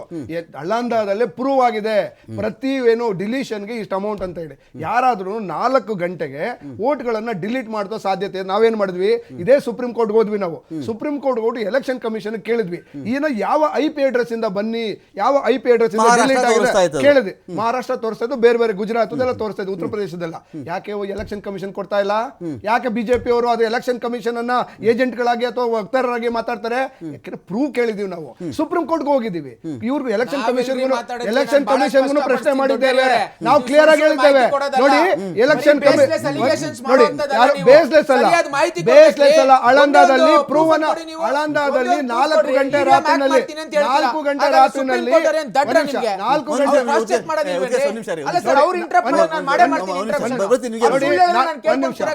ಗಂಟೆ ರಾತ್ರಿನಲ್ಲಿ ಯಾವ್ದಾದ್ರು ಒಂದು ಎಲೆಕ್ಷನ್ ಕಮಿಷನ್ ಡಿಲೀಟ್ ಆಗಕ್ಕೆ ಸಾಧ್ಯನಾ? 2 ಅರ್ಜಿಗಳು. 2 ಅರ್ಜಿಗಳು. ಹೌದು. ಸೊ ಅದನ್ನ ಎಷ್ಟೋ ಜನ ನಾನು ಅಪ್ಲೈ ಮಾಡಿಲ್ಲ ಅಂತ ಹೇಳ್ತಾರೆ. ಅಂದ್ರೆ ಎಲೆಕ್ಷನ್ ಪ್ರೊಸೀಜರ್ ಇದೆ, ಏನಂತ ಡಿಲೀಷನ್ ಆಗ್ಬೇಕು ಅಂತಂದ್ರೆ ಅವ್ರದ್ದು ಅಪ್ರೂವಲ್ ಆಗಿರ್ಬೇಕು, ಅವ್ರಿಗೆ ಅಥರೈಸೇಷನ್ ಆಗಿರ್ಬೇಕು ಅಂತ.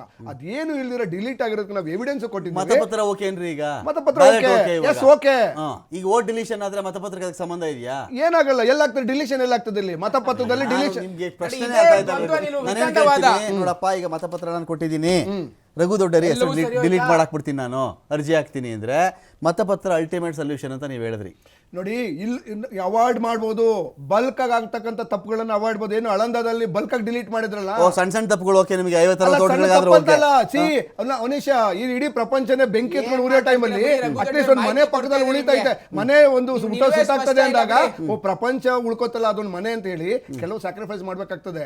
ಓಕೆ, ಸೊ ಎಲೆಕ್ಷನ್ ಕಮಿಷನ್ ಅಲ್ಲಿ ಆಗಿರ್ತಕ್ಕಂಥ ಈ ಏನೋ ಬೃಹತ್ ಏನು ಭ್ರಷ್ಟಾಚಾರಗಳಿದೆಯಲ್ಲ ಅದನ್ನ ತಡೆಯೋಕ್ಕೋಸ್ಕರ ಕೆಲವು ಸಣ್ಣ ಸ್ಯಾಕ್ರಿಫೈಸ್ ವಿಚಾರದಲ್ಲಿ 0.00001 ಅಷ್ಟು ಕೂಡ ಮಾರ್ಜಿನ್ ಆಫ್ ಎರರ್ಸ್ ಇರಬಾರ್ದು ಸರ್. ಒಂದೇ 10% ಓಕೆ, ಅದು ಪರವಾಗಿಲ್ಲ, ಒಂದು 5% ಮೋಸ ಆದ್ರೂ ಓಕೆ ಅಂತ ಬಂದ್ಬಿಡ್ತು ಅಂದ್ರೆ ಒಂದು ವೋಟ್, ಒಬ್ಬನ ವೋಟ್, ಯಾಕೆಂದ್ರೆ ಒಂದು ವೋಟಲ್ಲಿ ಒಬ್ಬ ಗೆಲ್ಬೋದು ಅಂತ ಆದ್ರೆ, ಒಂದು ವೋಟಿನ ಅಂತರದಲ್ಲಿ ಒಬ್ಬ ಗೆಲ್ಬೋದು ಅಂತ ಆದರೆ ಆ ಒಂದು ವೋಟಿನ ಅಷ್ಟು ವ್ಯಾಲ್ಯೂ ಕೊಡಲೇಬೇಕು. ಒಬ್ಬ ಮನುಷ್ಯನೂ ನಿರಾಕರಿಸುವಂತಿಲ್ಲ ನಾವು ಅಂತೇಳಿ. ಹಾಗಿದ್ದಾಗ ಏನಿದು ವೋಟ್ ಡಿಲಿಷನ್ನು, ಇದಕ್ಕೆ ಸೊಲ್ಯೂಷನ್ ಸಿಕ್ಕಿಲ್ಲ ನನಗೆ. ಮತಪತ್ರದಿಂದ ವೋಟ್ ಡಿಲಿಷನ್ ನಂಗೆ ಉತ್ತರ ಸಿಗಲ್ಲ. 15 ಬೂತಲ್ಲಿ ಒಬ್ಬನೇ ವೋಟ್ ಹಾಕ್ತಾನೆ, ಅದಕ್ಕೆ ನಂಗೆ ಸೊಲ್ಯೂಷನ್ ಸಿಗಲ್ಲ. ಇದರಲ್ಲಿ ಮತಪತ್ರ ಯಾವ ಥರ ಸೊಲ್ಯೂಷನ್ ಆಗಿಬಿಡುತ್ತೆ ಇವಾಗ? ಇದು ನೋಡಿ ಸರ್, ಇಲ್ಲಿ ಒಂದೇ ಡ್ಯಾಮೇಜ್ ಕಂಟ್ರೋಲ್ ಇದು. ಕಾಂಗ್ರೆಸ್ ಅವರು ತಮ್ಮ ಸುಳ್ಳು ಆರೋಪಗಳನ್ನು ಮುಚ್ಚಾಕೊಳಕ್ ಮಾಡ್ತಿರುವಂತದ್ದು. ಈ ಹಿಂದೆ ಬ್ಯಾಲೆಟ್ ಪೇಪರ್ ಮೇಲೆ ನಡೆದಂತ ಸಂದರ್ಭದಲ್ಲಿ ಏನೆಲ್ಲ ಘಟನೆಗಳಾಯ್ತು, ಆ ಘಟನೆಗಳನ್ನ ಮತ್ತೆ ಮರುಕಳಿಸಕ್ಕೆ ಇವತ್ತು ಕಾಂಗ್ರೆಸ್ ಸರ್ಕಾರ ಕರ್ನಾಟಕದಲ್ಲಿ ನಾಂದಿ ಆಡಿದೆ. ಅವತ್ತಿನ ಕಾಲಘಟ್ಟದಲ್ಲಿ ಎಷ್ಟು ಚುನಾವಣಾ ಅಕ್ರಮಗಳಾಯ್ತು ಸರ್. ಆ ಕಾರಣಕ್ಕೆಲ್ಲ ಇವಿಎಂ ತಂದಿದ್ ನೀವು. ಇವರೇ ಒಂದ್ ನಿಮಿಷ ಅದನ್ನೆಲ್ಲ ಬ್ಯಾಲೆನ್ಸ್ ಮಾಡ್ತಾ ಇದ್ರೆ ನೀವು. ಅವತ್ತು ಕವರ್ ಮಾಡಿದ್ರು, ನಾವು ಬ್ಯಾಲೆನ್ಸ್ ಮಾಡ್ಕೊಂಡು ಖಂಡಿತವಾಗ್ಲೂ ಇಲ್ಲ. ಇವರೇ ಪೆಟಿಷನ್ ಹಾಕಿದ್ರಲ್ವ ಕಾಂಗ್ರೆಸ್ ಅವರೇ. ಸುಪ್ರೀಂ ಕೋರ್ಟ್ ಇನ್ಯಾ ಬಾಡಿ ಹೇಳ್ಬೇಕ್ರಿ ನಿಮ್ಗೆ ಇವಿಎಂ ಸರಿ ಇದೆ ಅಂತ? ನಿಮ್ಗೆ ಯಾವ್ದಾನ ಇಂಟರ್ನ್ಯಾಷನಲ್ ಬಾಡಿ ಹೇಳ್ಬೇಕಾ? ಅದು ಅಂಬೇಡ್ಕರ್ ಕೊಟ್ಟಿರ್ತಕ್ಕಂಥ ಸಂವಿಧಾನದ ಅಡಿಯಲ್ಲಿ ಕೆಲಸ ಮಾಡ್ತಕ್ಕಂಥ ಸುಪ್ರೀಂ ಕೋರ್ಟ್ ಸುಮ್ನೆ ಈ ರೀತಿ ಬೇಸ್ಲೆಸ್ ಅಲಿಗೇಷನ್ಸ್ ಮಾಡೋದು, ಪಲಾಯನ ಮಾಡುವಂತದ್ದು, ಇದನ್ನ ಯಾರು ಕೂಡ ಒಪ್ಪಕ್ ಸಾಧ್ಯ ಇಲ್ಲ. ನಿಜವಾಗ್ಲೂ ಹೇಳ್ತೀನಿ, ಕಾಂಗ್ರೆಸ್ ವಕ್ತಾರು ಸುಮ್ನೆ ಮಾಹಿತಿ ಇಲ್ಲದೆ ಮಾತನಾಡ್ತಕ್ಕಂಥದ್ದಲ್ಲ. ನಿಮ್ಮ ಹತ್ರ ಮಾಹಿತಿ ಇದ್ರೆ ಅದನ್ನ ಜನಗಳ ಮುಂದೆ ಇಡಿ. ಇವಿಎಂ ಅನ್ನು ನಾನು ಹಾಕಿ ಮಾಡಿ ತೋರಿಸ್ತೀನಿ. ಏನ್ರಿ ಮಾತಾಡೋದು ನೀವು? ಸುಪ್ರೀಂ ಕೋರ್ಟ್ ಅಡ್ವೊಕೇಟ್ಗಳು ಬಿಜೆಪಿ ಏಜೆಂಟ್ ಅಂತೀರಾ. ಮಾತನಾಡ್ಲಿಕ್ಕೆ ಒಂದು ಬದ್ಧತೆ ಇರಬೇಕು, ಒಂದು ಪ್ರಬುದ್ಧತೆ ಇರಬೇಕು. ಅದು ಎರಡೂ ಇಲ್ಲ ಕಾಂಗ್ರೆಸ್ ಅವ್ರಿಗೆ. ಪಾಪ ಏನ್ ಮಾಡ್ತೀರಾ? ರಾಹುಲ್ ಗಾಂಧಿ ಅವ್ರ ನಾಯಕರಿಗೆ ಇಲ್ಲ, 96ನೇ ಸೋಲಾಗಿದೆ. ಇನ್ ಪಾಪ ಕಾಂಗ್ರೆಸ್ ವಕ್ತಾರ ಅವ್ರ ರೀತಿಯಲ್ಲೇ ಮಾತಾಡಬೇಕು. What can you expect more? ಇಷ್ಟೇ ಇದೆ ವಾಸ್ತವ. ಈಗ ದಿನೇಶ್ ನಂದೇನು ಪಾಯಿಂಟ್ ಅಂತ ಹೇಳಿದ್ರೆ, ಇಡೀ ವಿಚಾರಗಳಲ್ಲಿ ಇದು ಸೊಲ್ಯೂಷನ್ ಅನ್ನೋದಾದ್ರೆ ಇದನ್ನು ಸೊಲ್ಯೂಷನ್ ಅಂತ ಕತ್ತೀರಾ, ಮೊದಲ ಹೆಜ್ಜೆ ಅಷ್ಟೇ ಇದು ಅಂತೀರಾ? ಏನೋ ಒಂದು ಡ್ಯಾಮೇಜ್ ಕಂಟ್ರೋಲ್ಗೆ ಏನೋ ಮಾಡ್ತಿದಾರಪ್ಪ ಇವರು ಎಲೆಕ್ಷನಲ್ಲಿ ಅಂತೀರಾ? ಇಲ್ಲ, GBA ಎಲೆಕ್ಷನ್ನು ಒಂದು ಲಿಟ್ಮಸ್ ಟೆಸ್ಟ್ ಥರ ಇದು, ಒಂದು ಕಾದು ನೋಡೋಣ ಇದನ್ನ ಅಂತ ನಿಮ್ಮ ಆ ಒಂದು ಉಮೇದಲ್ಲಿ ಇದ್ದೀರಾ ನೀವು ಅಂತ? ಒಂದು ರೀತಿ ಹೇಳೋದಾದ್ರೆ, ಈಗ ಬ್ಯಾಲೆಟ್ ಪೇಪರು ಒಂದು ಹೆಜ್ಜೆ, ನಾವು ಪಾರದರ್ಶಕತೆ ಕಡೆಗೆ ಒಂದು ಹೆಜ್ಜೆ. ಮತ್ತೆ ಇನ್ನೊಂದು ಹೇಳೋದಾದ್ರೆ ಈಗೇನು SIR ಮಾಡ್ತಾ ಇದ್ದಾರೆ ಅದನ್ನ ಇನ್ನೂ ಎಫೆಕ್ಟಿವ್ ಆಗಿ ಮಾಡಬೇಕು. ಇನ್ನೂ ಜಾಸ್ತಿ ಡಿಸಿಷನ್ ಆಗಬೇಕು. ಡೆಲಿಷನ್ ಅಂತ ಅಲ್ಲ, ಎಫೆಕ್ಟಿವ್ ಆಗಿ ಆಗಬೇಕು. ಯಾವ ಒಬ್ಬ ವ್ಯಕ್ತಿಗೂ ಮೋಸ ಆಗ್ಕೂಡ್ದು.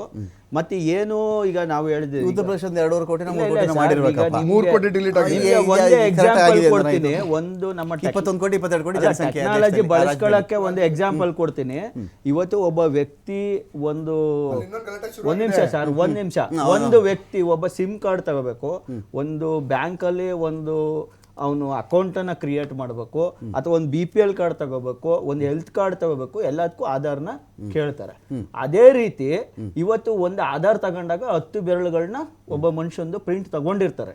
ತಗೊಂಡಿದ್ಮೇಲೆ ಇವತ್ತು ಅವನ 10 ಬೆರಳದು ಸರ್ಕಾರದ ಕೈಲೇ ಇದೆ ಪ್ರಿಂಟ್. ಅಂದ್ಮೇಲೆ ನಾನು ಹೇಳಿದ್ದು ಕಣ್ಣಿಂದನೂ ತಗೊಂಡ ಮೇಲೆ ಅವ್ರ ಹತ್ರ ಎಲ್ಲಾ ಡೇಟಾ ಇದ್ದ ಮೇಲೆ ಇವತ್ತು ನಾವು ಒಂದು ಸಿಮ್ ಕಾರ್ಡ್ ತಗೋಬೇಕಾದ್ರೆ ಹೇಗೆ ನಮ್ಮ ತಂಬಿಟ್ಟು ವ್ಯಾಲಿಡೇಟ್ ಆದ್ರೆ ಅವನು ಸಿಮ್ ಕಾರ್ಡ್ ಕೊಡ್ತಾನೆ, ಅದೇ ರೀತಿ ನಾಳೆ ದಿವಸ ತಂಬಿಟ್ಬಿಟ್ಟು ವೋಟ್ ಹಾಕೋ ಲೆವೆಲ್ಗೆ ಈ ದೇಶ ತರಬಹುದು.